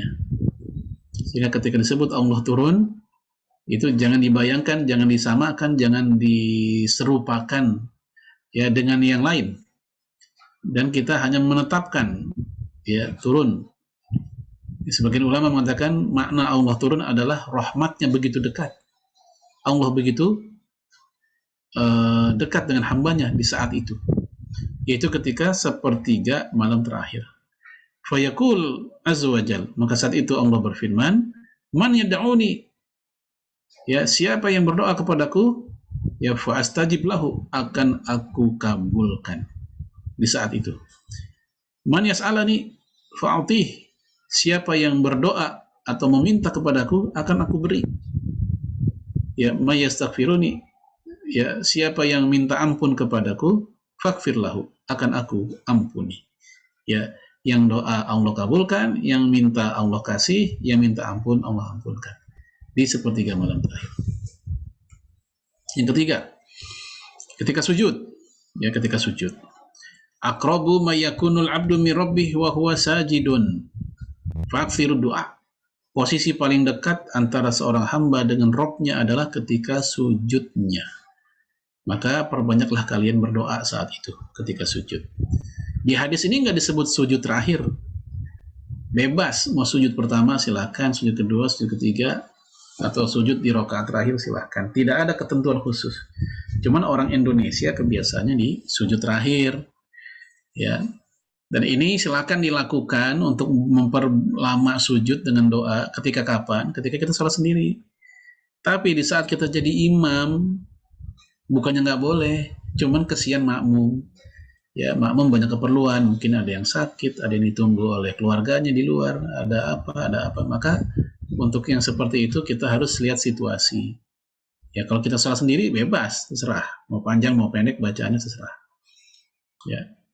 Kemudian yang keempat, ya dari Abu Hurairah Rasul mengatakan, inna abwabas sama tuftahu inda zahfis sufufi sabilillah. Pintu-pintu langit terbuka ya, ketika ya perang fisabilillah berkecamuk. Nah, ini menunjukkan bahwa salah satu momen doa dikabulkan adalah ketika terjadi peperangan. Wa inda nuzulil ghaith, dan ketika turunnya hujan. Nah, ini juga dalil bahwa hujan salah satu momen tepat untuk berdoa. Ya, tapi doanya bukan doa mau tidur, ya karena ketika hujan biasanya orang enak tidurnya gitu. Iya. Kemudian wa indal iqamati li sholatil maktubah, dan ketika sholat wajib dijalankan, ketika iqamah artinya ditegakkan sholat wajib, dan juga ketika jeda di antara azan dan iqamah, itu juga waktu momen dikabulkannya doa. Ya, faktanimu ad-du'a, maka banyak-banyaklah, ambillah. Ya, faktanimu itu artinya gonimah, artinya ambillah rampasan sebanyak-banyaknya itu doa-doa kalian. Jadi semua doa yang pernah kita pakai atau hafal, pakailah itu saat itu. Ya, misal tadi ya, di antara azan dan iqamah kita lihat imam belum datang nih. Ya udah, mumpung belum datang, kita bisa doa sebanyak-banyak tuh yang kita tahu, yang kita hafal. Mau doain orang tua, doain anak, doain saudara, doain diri kita sendiri, doain negara kita, doain kampung halaman kita supaya berkah, doain kaum muslimin yang tertindas, semua kita minta. Ya, mumpung tadi si imam belum nyampe, ya, ketika masih jeda antara azan dan iqamah. Yang kelima, yaitu ketika melihat Ka'bah, ini tambahannya. Ya, sisanya sama dengan hadis sebelumnya. Wa inda ru'yatil Ka'bah, ketika melihat Ka'bah. Ka'bah yang mana? Ya asli, bukan Ka'bah yang digital, yang di lukisan, di foto, dipajang di tembok rumah. Lu ngapain ngeliatin mulu? Nah, ini kan supaya doa aku dikabulkan. Padahal bukan itu maksudnya. Tapi maksudnya ketika memang benar-benar di hadapan kita. Yang keenam, langsung oleh Rasul disebut dalam satu hadis tiga keadaan. Salatu da'awat la syakka fihin. Ada tiga kelompok manusia yang doa mereka enggak diragukan lagi untuk dikabulkan. Pertama, dakwatul musafir, doanya orang yang musafir. Wal mazlum, doa orang teraniaya. Ya, baik dianiaya ya oleh seseorang, dianiaya oleh sebuah sistem dan kita tidak bisa keluar. Ya, wa dakwatul walid ala waladihi, doanya orang tua kepada anak. Ya, mohon maaf, untuk doa yang dizolimi, yang orang yang dianiaya, ini berlaku buat non muslim juga. Ya, dalam hadis Imam Ahmad dikatakan walaupun dia non muslim, doa orang teraniaya itu nggak ada hijab, walaupun dia non muslim. Ini bukan menunjukkan benar doanya dia, bukan. Doanya dia mah tetap hakikatnya dia doa non muslim, tapi ini menunjukkan keadilan Allah. Ketika ada orang teraniaya, walaupun dia bukan orang Islam, tetap nggak ada hijab. Ya, itulah kenapa Islam mengajarkan bersikap adil. Ya, karena kalau kita nggak adil alias zolim, dan kezaliman itu menimpa orang-orang yang muslim atau kafir, lalu mereka berdoa, maka mereka berhak mendapatkan ya pengkabulan dari Allah Subhanahu wa taala. Yang ketujuh, ya salasun la turaddu da'watuhum, ada tiga kelompok manusia yang doanya nggak ditolak. Pertama, al-imam al-adil, itu saya katakan, imam yang adil, pemimpin yang adil. Ya, pemimpin yang dikasihi, disayangi oleh banyak umatnya atau rakyatnya. Wasaim hina yuftir, kemudian orang berpuasa ketika menjelang buka. Orang berpuasa ketika dia menjelang buka. Itu detik-detik menjelang buka, itu momen kita banyak berdoa. Wa da'watul mazlum, dan doa orang teraniaya. Ini contoh ya. Adapun masalah tempat-tempat mustajab, manusia mengenal tempat-tempat mustajab seperti Raudhah, Multazam, belakang makom Ibrahim, sumur Zam-Zam, Hijr Ismail. Namun ini tidak ada satupun memiliki dasar dalam Quran dan Sunnah. Tapi yang jelas semua ini tempat-tempat mulia, maka boleh-boleh aja berdoa di sana. Khusus untuk Raudhah, Multazam, dan belakang makom Ibrahim, ini dianjurkan sunnahnya adalah sholat. Ya, sholat sunnah 2 rakaat di situ. Boleh berbanyak-banyak sholat di situ. Ya, dan sholat itu bagian dari doa, karena sholat secara makna artinya doa. Maka di saat kita lagi umroh misalnya, kita ke Masjid Nabawi, maka ke Raudhah, itu rebutan biasanya itu. Kalau dulu batasannya karpetnya hijau dulu, kalau sekarang kayaknya udah disamarkan, sama aja ya. Raudhah itu secara bahasa artinya taman, yaitu bagian antara mimbar Nabi ya dengan rumah Rasulullah alaihi salatu wassalam. Itu disebut Raudhah. Nah, kita dianjurkan untuk kalau di situ untuk sholat sunnah, ya. Kemudian multazam juga, kemudian belakang makam Ibrahim juga. Kalau ini ada semua, ada dasarnya kalau untuk sholat. Tapi untuk doa dalam artian doa secara khusus, ya kita tidak menemukannya. Tapi emang itu menjadi tempat-tempat mulia yang pada prinsipnya doa di tempat-tempat seperti ini sah dan boleh. Kemudian doa dengan bahasa selain Arab, ya, dengan bahasa kita. Ini ada dua keadaan. Pertama di luar sholat, kayak sekarang nih, ya, kita doa pakai bahasa Indonesia misalnya, silahkan, ini nggak ada khilafiyah. Semua ulama mengatakan boleh berdoa dengan selain bahasa Arab, baik dia bisa bahasa Arab atau tidak bisa bahasa Arab. Ya, misal dia doa pakai bahasa Indonesia, ya, atau bahasa Inggris buat yang orang Inggris misalnya, walaupun dia bisa bahasa Arab, tapi karena ini di luar sholat, ya boleh-boleh saja. Tapi kalau dia bisa bahasa Arab dan menggunakan bahasa Arab, maka itu lebih baik. Yang kedua, di dalam sholat. Nah, untuk dalam sholat tentu aturan mainnya lain lagi. Ya, ini terbagi-bagi. Pertama, untuk doa-doa muqayyad. Muqayyad adalah doa-doa yang terikat. Terikat apa? Oleh posisi.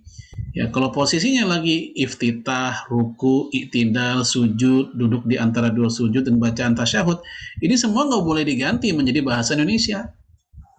Ya, takbiratul ihram kita ganti, ya Allah yang gede banget nih, orang Betawiin sholat misalnya, nggak boleh diganti, tetap pakai bahasa Arab. Ya, iftitah juga demikian, Allahu akbar kabira walhamdulillahi katsira, dia ganti pakai bahasa Indonesia, ya Allah yang maha besar dan segala puji bagi Allah yang banyak. Enggak, ini akan kehilangan kesakralan sholat yang kayak begini. Ini untuk yang muqayyad, maka ini wajib pakai bahasa Arab. Semua ulama sepakat kecuali Imam Abu Hanifah. Abu Hanifah membolehkan buat orang yang nggak bisa bahasa Arab untuk sholat pakai bahasa Persia, karena emang Abu Hanifah orang Persia. Namun pendapat ini termasuk pendapat yang dianggap gharib atau asing di antara para ulama fikih. Yang kedua, ya doa-doa umum dalam sholat yang enggak muqayyad, seperti doa ketika setelah bacaan sujud selesai. Ya, kita udah selesai membaca Subhanarabbiyal A'la, udah selesai kita baca, sementara si imam sujud, nah kita boleh nambah doa yang lain. Nah, doa yang lain itu gimana? Boleh nggak sih pakai bahasa Indonesia? Nah, inilah yang diposisikan para ulama. Ada yang mengatakan makruh kalau pakai bahasa Indonesia, ada yang mengatakan boleh khusus bagi yang nggak bisa bahasa Arab saja. Ada yang membolehkan jika di hati. Kalau di hati masih boleh. Yang penting jangan dilafazkan. Kalau dilafazkan itu makruh. Ya, ada yang mengatakan malah batal karena itu masuk kalimat di luar sholat ke dalam sholat. Ini untuk yang tadi mutlak, yang umum, yang tidak muqayyad. Ya, bukan hanya ketika sujud ya, tapi juga ketika setelah innaka hamidum majid sebelum salam. Itu juga dianjurkan kita berdoa. Nah, ceritanya kita nggak bisa yang bahasa Arab nih. Akhirnya kita pakai bahasa kita sendiri, boleh apa enggak? Nah, itu aturan mainnya. Kalaupun mau pakai bahasa kita, hendaknya dia disimpan di hati atau dia dimintanya di hati. Sebagian bilang begitu. Sebagian mengatakan, oh boleh kalau nggak bisa bahasa Arab, dilafazkan. Seperti pendapat Syekh Utsaimin dan murid-muridnya. Sementara Ibnu Taimiyah mengatakan makruh dia berdoa dengan selain bahasa Arab, ya, ketika di doa-doa yang umum tadi yang nggak terikat pada posisi tertentu. Baik, jamaah sekalian, ini tema kita tentang serba-serbi berdoa. Ya, semoga Allah berikan kita kemampuan, kekuatan untuk mengamalkan apa yang kita pelajari. Saya kembalikan ke Pak Kiat. Hadanallahu wa iyyakum ajmain. Assalamualaikum warahmatullahi wabarakatuh. Waalaikumsalam warahmatullahi wabarakatuh. Syukran jazakallahu khairan Ustaz Farid Nukman atas pemaparan penyampaiannya. Alhamdulillah kita telah menyelesaikan sesi pemaparan yang disampaikan oleh beliau dan kini kita masuk ke sesi tanya jawab ya. Pertama, ini ada beberapa Ustaz. Yang pertama adalah mungkin Ustaz bisa langsung kelihatan Ustaz, berdoa itu sebaiknya di situ tidak ya Ustaz. Selama pandemi saya merasakan nikmat dan berkah dari Allah itu banyak sekali sehingga seringkali merasa malu dan sungkan untuk meminta lebih lagi. Bagaimana Tat? Silakan Tat. Baik. untuk doa diperinci atau global aja, sebenarnya dua-duanya pernah Nabi lakukan. Tapi memang Nabi lebih sering global. Iya. Ya, contoh ketika terbunuhnya 70 sahabat Nabi. Ketika peristiwa Bi'rul Ma'unah namanya. 70 sahabat Nabi yang ahli baca Quran itu dibunuh lah gitu. Dikeroyokin oleh 4 suku, 4 kabilah saat itu.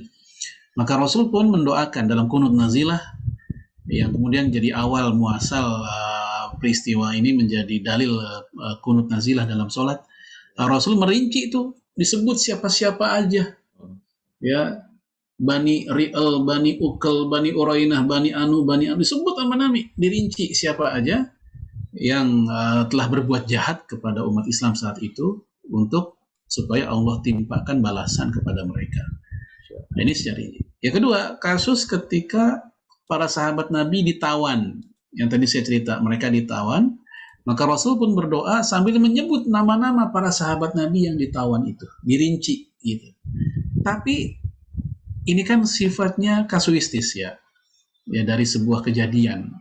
Nah, kalau dalam keadaan normal dan biasa-biasa aja, Rasulullah itu lebih sering doanya umum. Makanya tadi ketika saya cerita ya, Aisyah dan Anas bin Malik ditanya, doa apakah yang paling sering Nabi baca? Ternyata doa sapu jagat.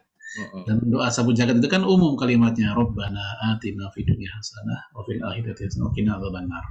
Jadi kalau kita sekedar boleh doa rinci itu, tapi Rasulullah lebih sering berdoa secara bahasa-bahasa umum. Mohon maaf nih, kalau nggak salah kemarin atau kemarin lagi saya ditanya sama saya nggak tahu apakah dia masih gadis atau ibu-ibu ya, boleh nggak sih doa kalau kita lagi seneng sama seseorang, ya doanya gini, ya Allah saya maunya nikahnya sama dia aja. Seru banget. Iya. Ya, saya mikir nih ini ibu-ibu apa anak gadis gitu, karena dia nggak cerita, ada di sebuah grup. Ya, saya katakan tadi untuk doa yang spesifik, detail silahkan. Tapi kalau kita ingin doa yang lebih global, ya Allah jika memang dia jodohku, maka berikanlah yang terbaik. Kalau bukan, maka jauhkanlah, tapi gantilah dengan yang terbaik. Itu dibanding langsung nyebut detail, ya Allah saya seneng banget sama si Rudi orangnya, wah ini antara doa, pengedumel, atau curhat, atau gimana kita nggak tahu juga. Walau bismillah. Ya. Alhamdulillah. Terus kemudian ini ada catatan berikutnya nih, tolong dikomentarin Kak. Selama pandemi saya merasakan nikmat dan berkah dari Allah banyak sekali sehingga seringkali merasa malu dan sungkan untuk meminta lebih lagi. Gitu. Ya, Taib. Seandainya kita minta dunia dan isinya, kekayaan Allah nggak berkurang sedikit pun. Ya. Jadi Bapak Ibu kalau doa itu nggak usah malu-malu gitu ya, mau minta. Ya tadi kan kita ngerasa, aduh Allah udah baik banget sama saya banyak dikasih. Ya nggak usah sungkan, tetap kita minta yang kita inginkan. Ya, tadi saya katakan seandainya seluruh manusia ya berdoa dengan doa yang sama, misalnya semuanya mintanya sama gitu. Kami meminta kekayaan sebanyak dunia dan isinya. Itu miliaran manusia misalnya, doanya kayak gitu semua. Tetap sama sekali secuil pun menggoncang kerajaan Allah. Sama sekali tidak mengurangi kekayaan Allah, tidak. Jadi kalau kita doa silahkan. Ya kan Rasul juga bilang kan, fa'aksiru doa, perbanyaklah doa. Di situ nggak ada kalimat batasan, perbanyaklah doa kecuali, nggak pakai kecuali, pokoknya banyak silahkan. Ya, yang penting kalimatnya pantas ya, kalimatnya pantas. Kemudian antara perilaku kita dengan apa yang kita doakan juga klop. Ya, doa minta panjang umur, tapi lompat dari lantai 10-nya bunuh diri, bukan minta panjang umur namanya gitu. Boleh bisa. Ya. Ini juga berlaku untuk beberapa mungkin dari teman-teman atau ibu yang telah berkesempatan untuk umrah maupun haji, juga kadang sungkan untuk berdoa di depan Ka'bah itu sekedar dunia, pengennya akhirat aja gitu. Itu juga termasuk itu ya Tata, penjelasannya Tata. Iya, silakan, boleh dia minta. Ini ada cerita gini, dalam kitab tafsir Imam Al-Qurtubi, Malik bin Dinar, ini ketika di Ka'bah ceritanya, dia kan punya istrinya hamil. dan dia udah punya anak perempuan dan belum punya anak laki. Dia pengen punya anak laki. Doanya adalah Allahumma in kana fi batniha jariyah fabdilha gulama. Ya Allah, kalau seandainya di perut istri saya itu adalah anak perempuan lagi, gantilah jadi anak laki-laki. Sampai kayak gitu doanya. Ini doa Imam Malik bin Dinar. Jadi nggak apa-apa. Yang penting kita tidak melupakan doa akhiratnya, udah kan gitu. Sekarang kita minta doa dunianya. Alhamdulillah. Ya. Baik. Alhamdulillah. Mudah-mudahan penanya cukup ya untuk terjawab atas penjelasan Ustaz tadi. Kita maju ke kedua. Doa terbaik apa yang sebaiknya kita tujukan untuk anak-anak kita? Iya. Tadi saya udah ambil contoh dari Al-Quran tentang doa ibadur rahman, Rabbana hablana min azwajina wa dzurriyyatina qurrata a'yun waj'alna lil muttaqina imama. Ini pertama, jadikanlah anak-anak kita sebagai penyedap pandangan, qurrata a'yun. Itu apa artinya? Itu anak soleh. Ya karena hanya anak soleh lah yang mampu menjadi penyedap pandangan orang tuanya. Ini contoh doa yang bisa kita pakai. Atau yang kedua, tadi saya ngambil contoh lagi doanya Rasul kepada Ibnu Abbas supaya anak kita pinter-pinter. Apa tadi? Allahumma faqihu fiddin wa alimhu ta'wil. Ya Allah, ajarkanlah anakku ilmu agama dan ajarkanlah dia ilmu Al-Qur'an. Misal kayak begitu. Ini bisa kita pakai juga. Atau kalau kita saya mau minta anak soleh aja dah, itu juga udah cukup, udah senang banget saya. Allahumma a'tini ya waladan soliha. Ini misal, ya Allah berikanlah saya anak yang soleh. Nah itu yang paling sederhana seperti itu. Ya, Allah miswab.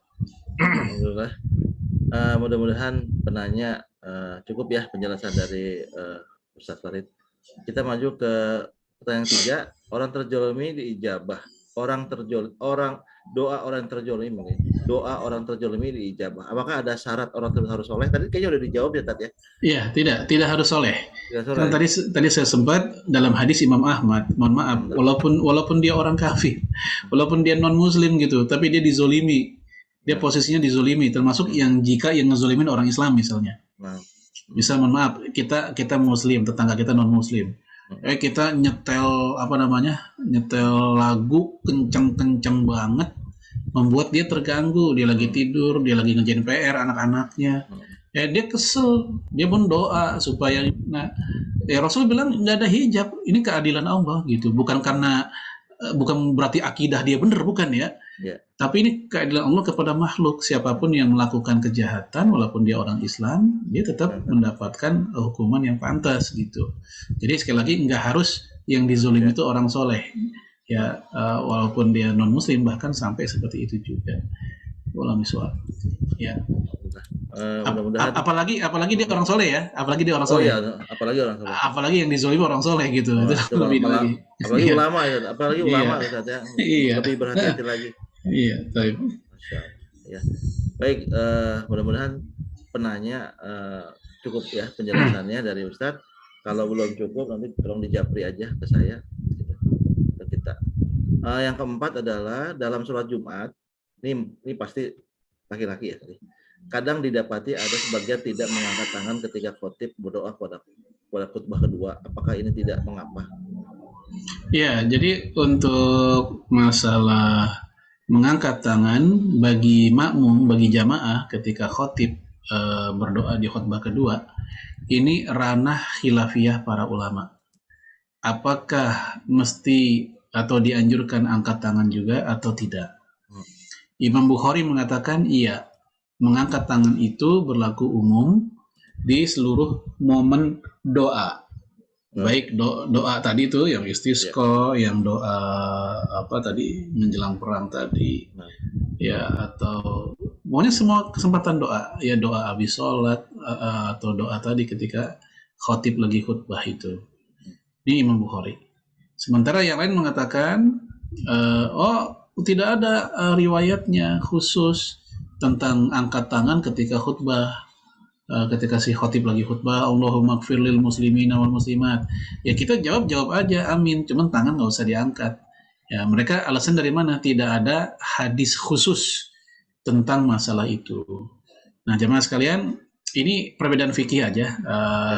Kedua-duanya sama-sama ada dasar. Ya, walaupun saya pribadi saya ikut pendapat yang mengatakan doa dengan mengangkat tangan itu berlaku untuk doa apapun. Karena dalil itu walaupun tidak ada dalil khususnya, selama masih ada dalil walaupun masih umum, itu masih boleh dipakai. Ya, dalil umum boleh tidak dipakai ketika ada dalil lebih khusus gitu. Kaidahnya gitu kan? Kaidahnya Iya. begitu kan? Boleh tidak, boleh tidak. Apa harus ditinggalkan? Bukan kaidahnya, Enggak. Saya ambil contoh gini. Kayak misalnya apa sih kan sebagian ibu-ibu ketika menjelang Lebaran kadang ada yang bikin kue. Iya. Ya, kemudian ngebagiin kue itu ke tetangga. Iya. Kalau ditanya dalil khusus kan nggak ada. Iya, nggak ada. Ada nggak dalil khusus menjelang Lebaran bikinlah kue? Nggak ada. Iya. Tapi ada dalil umum. Apa dalil umum? Tahaddu, tahabbu, salinglah memberi hadiah, niscaya kalian akan saling mencintai. Nah, makanya walaupun nggak ada dalil khusus, tapi ada dalil umum, maka dalil umum itu boleh dipakai gitu. Alhamdulillah, mudah-mudahan penanya puas ya terkait dengan penjelasan Ustaz. Yang kelima, bagaimana tentang hal berdoa dengan menunjukkan jari telunjuk kanan ke atas, terutama saat khutbah di atas mimbar? Silakan Ustaz. Ya, untuk khutbah Jumat ketika doa di khutbah yang kedua dengan tangan seperti ini ada dalam hadis Sahih Muslim. Tetapi sebenarnya ini wilayah debatable para ulama dalam mentafsirkan. Ada yang menganggap maksudnya begini adalah doa. Ya, ada yang menganggap ini bukan doa. Tetapi ketika lagi khutbah, tangan itu nggak boleh gerak-gerak, tapi cukup begini saja. Jadi bukan ketika doa. Jadi kasusnya adalah ada seorang khotib di masa sahabat. Ini Rasul udah meninggal ya, Rasul udah meninggal. Dia ketika khutbah itu tangannya diangkat, ya mengangkat tangan lah begitu. Lalu langsung ditepak, ada jamaah di situ langsung menepak di ini gitu. Ya bukan seperti itu, harusnya begini. Nah, dari itulah akhirnya ditakwilkan, oh ternyata kalau doa ketika khutbah itu jangan begini, tapi seperti ini. Ini takwil pertama. Ya, interpretasi yang pertama. Interpretasi yang kedua mengatakan itu bukan lagi ngomongin tentang doa, tapi itu lagi ngomongin tentang etika seorang khotib. Janganlah suka mempermainkan tangan begini-gini, tapi hanya cukup begini saja. Kan banyak tuh orang kalau lagi khutbah tuh tangan sampai ke orang pidato begini-begini. Sebenarnya ini salah satu nggak etis di dalam khutbah Jumat kayak gitu. Beda dengan khutbah biasa. Ya khutbah biasa kayak kita lagi khutbah ceramah-ceramah umum silakan kita berpidato tangan begini. Tapi kalau khusus khutbah Jumat tidak. Itulah kenapa dulu kaum salaf ketika khutbah Jumat mereka tuh megangnya megang tongkat atau panah supaya tangan tuh nggak kelayaban kemana-mana. Ya supaya tetap tangannya. Sementara yang lain mengatakan itu maksudnya dua-duanya benar. Yang begini ada dalil, yang begini ketika doa itu juga ada dalil. Yang gini dalilnya apa? Yang tadi, yang hadis Sahih Muslim tadi. Sementara yang seperti ini dalilnya adalah ketika Rasul lagi khutbah Jumat, ini hadis Bukhari, datang orang dari Daus itu nama suku Daus, itu minta didoakan karena kampungnya kekeringan. Ya, maka Rasul pun berdoa ketika khutbah Jumat itu dengan tangan seperti ini sampai kelihatan ketiaknya. Doa istisqa, doa minta turun hujan di waktu sholat Jumat. Maka ini menunjukkan kata Imam Nawawi, doa khutbah Jumat kayak begini betul, mau yang begini juga betul. Dua-duanya ada dasar. Kalau misalnya, ya. Mudah-mudahan cukup ya penjelasan dari Ustadz. Kita masuk ke 6. Ya. Oke. Bismillahirrahmanirrahim. Assalamualaikum warahmatullahi wabarakatuh. Izin bertanya Ustadz, mohon penjelasannya atas hadis yang menyebutkan sesungguhnya Rabbmu Allah maha pemalu, maha dermawan, maha mulia. Dia malu terhadap hambanya yang berdoa dengan mengangkat kedua tangannya kepadanya. Jazakallahu khairan. Silakan Ustaz. Oh ya, ya, taib. Ini hadis sudah kita bahas tadi ketika kita bahas tentang mengangkat tangan. Ya, innallaha ya tabaraka wa taala, Allah subhanahu wa taala ya hayyun karim, yang maha mulia, yang maha dermawan. Karim itu bisa mulia, bisa dermawan. Ya, dia malu jika seandainya seorang hamba berdoa lalu begitu selesai wa yurduhu masofra, ya tangannya masih dalam keadaan kosong. Ya, ini menunjukkan bahwa etika berdoa adalah mengangkat tangan. Ketika dia selesai doa masih kosong tangannya, maksudnya adalah belum dikabulkan. Nah itu yang dimaksud dengan Allah malu dengan hamba yang seperti itu. Udah minta-minta tapi nggak dikasih juga, gitu ya. Nah, sehingga ini esensi dari kalimat-kalimat ini adalah hendaknya, ayo kalau kita doa jangan tanggung-tanggung, jangan tidak semangat-semangatlah. Nah, salah satu semangatnya adalah yaitu dengan mengangkat tangan. Dan Allah malu dalam artian ini hamba sudah berdoa serius tapi kok belum dikasih juga, misal gitu. Dan jangan disamakan istilah malu ya dengan malunya makhluk gitu. Ya, malunya makhluk ada kesan negatif dan positif, tapi malunya Allah itu maha besar Allah, tidak ada kaitan dengan negatif. Ini berbeda dengan malunya manusia, ada yang bermakna positif, ada yang negatif kalau malunya manusia. Karena ada orang ya manusia malu berbuat baik, ini kan malu yang salah. Ya. Jadi ini hadis udah kita bahas tadi, esensinya adalah bahwa doa itu etikanya mengangkat kedua tangan, dan ini bagian dari sebab dikabulkannya doa. Ketika dia berdoa mengangkat kedua tangan tapi belum dikabulkan, itulah yang dimaksud dengan Allah malu. Ya, Allah kasihan dengan hambanya. Sehingga ini menjadi adab dikabulkannya doa. Allah SWT. Ya. Mudah-mudahan penanya ini Ibu Dr. Nada ya, ini bertanya. Mudah-mudahan sudah terjawab ya. Berikutnya tadi ada disebut pada saat sesi halaman pujian ya. Sebelum berdoa ya tadi ada yang Ustaz sampaikan, pujian bagi Rob yang terbaik bukankah Asmaul Husna yang 99 ya Ustaz ya? Betul ya Ustaz? Asmaul Husna itu hanyalah salah satu dari cara kita berdoa. Ya, Allah berfirman, walillahil asmaul husna fad'uuhu biha. Dan di situ dalilnya. Allah memiliki asmaul husna, maka berdoalah dengannya. Ya, contoh, ya Rahman, ya Rahim, irhamna. Itu contohnya tuh. Kita menggunakan nama Allah, ya Rahman, ya Rahim, irhamna. Ya Allah, yang Maha Pengasih, Maha Penyayang, kasihanilah kami. Nah ini. Tapi kalau kita menggunakan Alhamdulillah, selawat, dan seterusnya, ini pembuka doa. Tolong dibedakan antara kalimat doa dengan pembuka doa. Yang tadi kita bicarakan adalah tentang pembuka doa. Pembuka doa adalah dengan pertama pujian kepada Allah, alhamdulillah, ya, kemudian dengan ya hamdan syakirin, hamdan naimin, atau hamdan yang lain yang maknanya sama, pujian kepada Allah. Kemudian kita selawat, baru kita berdoa. Nah, ketika berdoa dipakai datu Asmaul Husna. Ya Allah, ya Rabbana, ya Rahman. Nah, seperti itu. Jadi yang tadi kita bicarakan tuh tentang adab-adab tadi, itu tentang pembukanya, ya, tentang pendahuluan dalam doa. Di antaranya adalah pujian, lalu selawat. Kalau misalnya, ya. Alhamdulillah. Ini Kang Ivan nih yang tanya nih. Mudah-mudahan Kang Ivan cukup ya jawaban Ustaz. Kita maju ke 8. Izin bertanya lagi Ustaz. Nah, ini ya.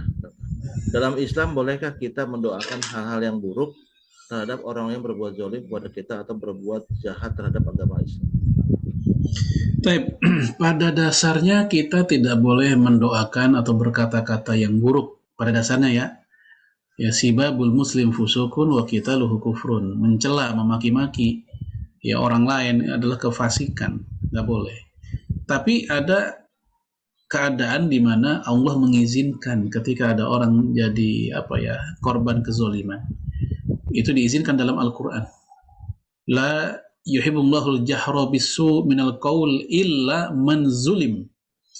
Allah tidak suka dengan orang yang berkata-kata kotor, berkata-kata kasar, kecuali bagi mereka yang dizolimi. Nah, bagi mereka yang dizolimi, itu masuk kategori pengecualian. Contoh, mohon maaf, ada seorang wanita, seorang diri diperkosa. Dia nggak bisa ngelawan, sementara si pelaku pemerkosaan anggaplah 3 orang, 4 orang. Dan senjata dia saat itu tinggal satu, apa? Berteriak dan nyaci maki si pelaku. Ya, berteriak dan nyaci maki si pelaku. Kalau mukul ya kuatan mereka, mau pakai senjata juga nggak ada. Akhirnya senjata si wanita saat itu tinggal berteriak-teriak dan mencaci maki si pelaku. Misalnya, dasar kalian kurang ajar, wah macam-macam itu kan dengan kata-kata yang kasar atau gimana. Nah, dalam kondisi seperti ini si wanita ini illa menzulim. Dia termasuk yang dimaafkan karena dia sedang dianiaya. Nah, dari sini kata Imam Nawawi dalam kitab Al-Afkar, bolehnya ya seseorang ketika dizolimi atau sekelompok orang menjadi korban kezoliman kelompok yang lain, mereka berdoa kepada si orang yang melakukan kezoliman walaupun dengan doa-doa yang buruk buat mereka. Itu dari situ dalilnya. Wallahu a'lam. Ya. Tapi kalau kita mau doa kebaikan, doa supaya dapat hidayah misalnya, itu juga lebih baik ya. Baik, Ustaz. Mudah-mudahan Dr. Nada cukup ya untuk penjelasannya. 9, apakah perlu dan diharuskan bersuci terlebih dahulu sebelum berdoa, Ustaz? Ya, doa etikanya sama sebagaimana orang baca Quran atau apa, dianjurkan bersuci dulu. Tapi bukan harus ya, bukan harus. Ya sama seperti mohon maaf ketika orang sedang hadas ya. Hadas itu tidak menghalangi zikir dan doa. Yang menghalangi zikir yang terhalang oleh hadas adalah ya seperti sholat. Ya sholat terhalang oleh hadas. Ya kemudian ya menyentuh Quran. Ya bukan membaca, tapi menyentuh langsung mushaf. Ini terhalang oleh kondisi hadas. Tapi kalau untuk berzikir, untuk berdoa dalam keadaan belum bersuci, boleh. Namun kalau dia bersuci, jelas itu jauh lebih baik. Wallahu a'lam. Ya. Baik, mudah-mudahan juga sudah jelas ya penyampaian Ustadz. Kita sudah di ujung pertanyaan nih Ustadz, dan waktunya memang sudah masuk ke 9.30. Ini yang pertanyaan terakhir, setelah tahiyat akhir dalam sholat sebelum salam, bukankah itu juga waktu mustajab Ustadz? Ya, tadi kan saya sudah sebut ya tentang berdoa di waktu sebelum salam, setelah innaka hamidun majid, kan tadi sudah kita bahas. Ya, itu juga bagian dari waktu dianjurkan berdoa. Dan tadi sudah kita angkat hadisnya ketika ada seseorang yang sholat ya, kemudian dia berdoa dan dia tidak baca selawat, dia tidak baca pujian. Lalu Rasul mengatakan baca dulu, kemudian faksiru doa bimasya. Ya, banyaklah berdoa dengan doa apapun yang kamu mau. Nah, ini disebutkan, ini kisah ini juga menceritakan tentang doa sebelum salam setelah innaka hamidun majid. Nah, sebenarnya yang tadi kita sampaikan itu memang belum semua. Ya, kita hanya menyampaikan di antara doa-doa yang mustajab, momen-momen yang mustajab adalah A, B, C, D. Masih banyak yang belum kita bahas. Kalau bisa. Ya.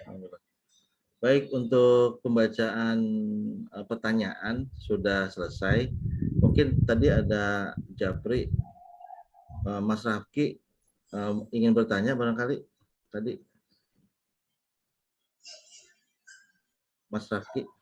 Ya, Pak Haji. Mas Rafki tadi Japri mau bertanya katanya. Udah terjawab, alhamdulillah Pak Haji. Semua ini sama teman-teman sekaligus. Pertanyaannya ada yang sama yang mau saya tanyakan. Alhamdulillah, cocok. Alhamdulillah, Pak Ustadz. Alhamdulillah. Makasih ya. Pak Haji.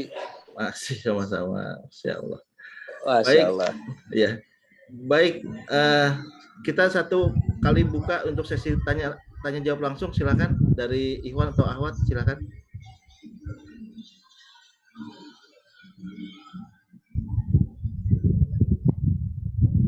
Baik, mungkin sepertinya sudah terwakili semua dari 10 pertanyaan ini ya Ustadz ya. Perihal banyak pertanyaan dan juga kebutuhan pertanyaan sudah dijawab oleh Ustadz semuanya. Baik, kita sudah di ujung acara ya Ustadz ya, waktunya. Terus kemudian silakan Ustadz berikan closing statement dan doanya Ustadz, silakan Ustadz. Bapak Ibu sekalian, rahimani wa rahimakumullah. Ya, masalah doa ini memang ini bagian dari di satu sisi dia merupakan upaya real manusia, dia bagian dari usaha itu sendiri. Bahkan sebagian ulama mengatakan doa itu setengah keberhasilan. Karena ketika orang sudah berdoa, itu tanda bahwa dia mengaku ya Allah itu maha kuat, dia itu lemah. Itu udah sebagian dari keberhasilan. Maka sempurnakan setengah keberhasilan yang lain, ya selain dengan doa, yaitu dengan usaha dan tawakal kita kepada Allah. Mari kita tundukkan hati-hati kita berdoa pada malam hari ini. Semoga Allah mengabulkan doa kita semua. Kita istighfar dulu. Astaghfirullahaladzim. Astaghfirullahaladzim. Astaghfirullahaladzim. Min kulli dhanbin azim wa natubu ilaih. Hamdan syakirin, hamdan na'imin, hamdan yuafi ni'amahu kafi'ul mazidah. Ya Rabbana lakal hamdu kama yanbaghi li jalali wajhikal karim wa azim sultanik. Allahumma salli wa sallim ala nabiyyina Muhammad wa ala alihi wa sahbihi ajma'in. Allahumma taqabbal minna salatana wa qiyamana wa siyamana wa jami'a ibadatina ya mujibas sa'ilin. Rabbana la tuzigh qulubana ba'da idh hadaitana wa hab lana min ladunka rahmah innaka antal wahhab. Rabbana hab lana min azwajina wa dhurriyyatina qurrata a'yun waj'alna lil muttaqina imama. Allahumma amitna 'alal Islam, Allahumma ahyina 'alal Islam, Allahumma amitna 'alal Qur'an, Allahumma ahyina 'alal Qur'an, Allahumma amitna 'alal sunnah, Allahumma ahyina 'alal sunnah ya Allah ya rabbal alamin. Allahumma ighfir lil muslimina wal muslimat wal mu'minina wal mu'minat al ahya'i minhum wal amwat innaka sami'un qaribun mujibud da'wati ya qadiyal hajat. Rabbighfir lana wa liwalidina warhamhum kama rabbawna shighara. Rabbana atina fid dunya hasanah wa fil akhirati hasanah wa qina adzaban nar. Wa sallallahu ala nabiyyina Muhammadin wa ala alihi wa sahbihi wa sallam. Subhanaka rabbil izzati amma yasifun wa salamun alal mursalin walhamdulillahi rabbil alamin. Alhamdulillah. Jazakallah Ustadz Farid ya, Ustadz Farid atas doa penyampaian tanya jawab dari awal sampai akhir. Semoga Allah memberikan keberkahan karunia atas ilmu yang Ustadz yang sampaikan dan juga keberkahan karunia pada keluarga Ustadz dan anak-anak semuanya. Amin. Dan juga kita berharap pada Allah Subhanahu Wa Taala semoga Allah memberikan kemampuan pada diri kita apa-apa yang kita dengar malam hari ini untuk diaplikasikan pada kehidupan kita sehari-hari dan mendapatkan manfaat yang sebanyak-banyaknya. Amin amin. Afwan, syukran Ustadz. Kami mungkin ada acara sedikit lagi. Ada perluan silakan Ustadz bisa menyampaikan. Ya. Syukran Ustadz ya. Ya, banyak. Ya, Bapak Ibu saya pamit ya. Assalamualaikum. Waalaikumsalam warahmatullahi wabarakatuh. Alhamdulillah. Baik, Bapak-bapak, Ibu-ibu, teman-teman semuanya, kita sudah di ujung acara. Terus kemudian kita harapannya ke depan tetap insya Allah tetap istiqomah, paling enggak sebulan sekali kita bersilaturahmi seperti ini ya. Jadi kita maksimalkan waktu-waktu kita lah gitu ya, yang padat ya, kita sempatkan di Jumat malam gitu. Jadi yang pertama, yang kedua Biasanya sih kita memang jadwalnya di pekan pertama, Jumat pekan pertama, namun kepadatan Ustadz juga sekarang sudah banyak offline ya, jadi banyak fisik. Beliau-beliau para pengisi narasumber sudah masuk ke masjid dan menyampaikan langsung di masjid, enggak seperti kayak dulu ada bisa onlinean tuh bisa seletik bisa kita atur, tapi sekarang agak sedikit kita atur lagi ininya apa namanya waktunya. Terus yang ketiga mungkin materi-materinya ada usulan-usulan tema-temanya, silakan aja disampaikan ke panitia. Misalnya tentang waris ya, kita tunda ya, mungkin bulan depan, atau tema-tema yang lain yang sifatnya mendesak buat kita kita dahulukan gitu ya. Dan insya Allah nanti kalau sudah pandemik berakhir ya, sudah kita ada rezeki untuk kita bertemu, nanti kita usulan-usulan dari Kang Ivan juga bisa. Kita bisa laksanakan di offline. Mungkin itu saja. Ya, Masya Allah. Mungkin itu saja dari panitia ya, mewakili ini semuanya pada orang-orang pada tawadu semua ini, nggak mau jadi moderator, jadi ya kembali saya lagi. Gitu. Minggu depan atau bulan depan insya Allah bisa berganti-gantian. Ya, kita tutup dengan doa kafarus majelis. Subhanaka wa bihamdika asyhadu alla ilaha anta astaghfiruka wa atubu ilaik. Assalamualaikum warahmatullahi wabarakatuh. Waalaikumsalam warahmatullahi wabarakatuh. Waalaikumsalam warahmatullahi wabarakatuh. Ya, mohon maaf lahir batin, sehat-sehat semuanya ya. Sehat barokah semuanya. I love you. Iya. Mohon izin ya.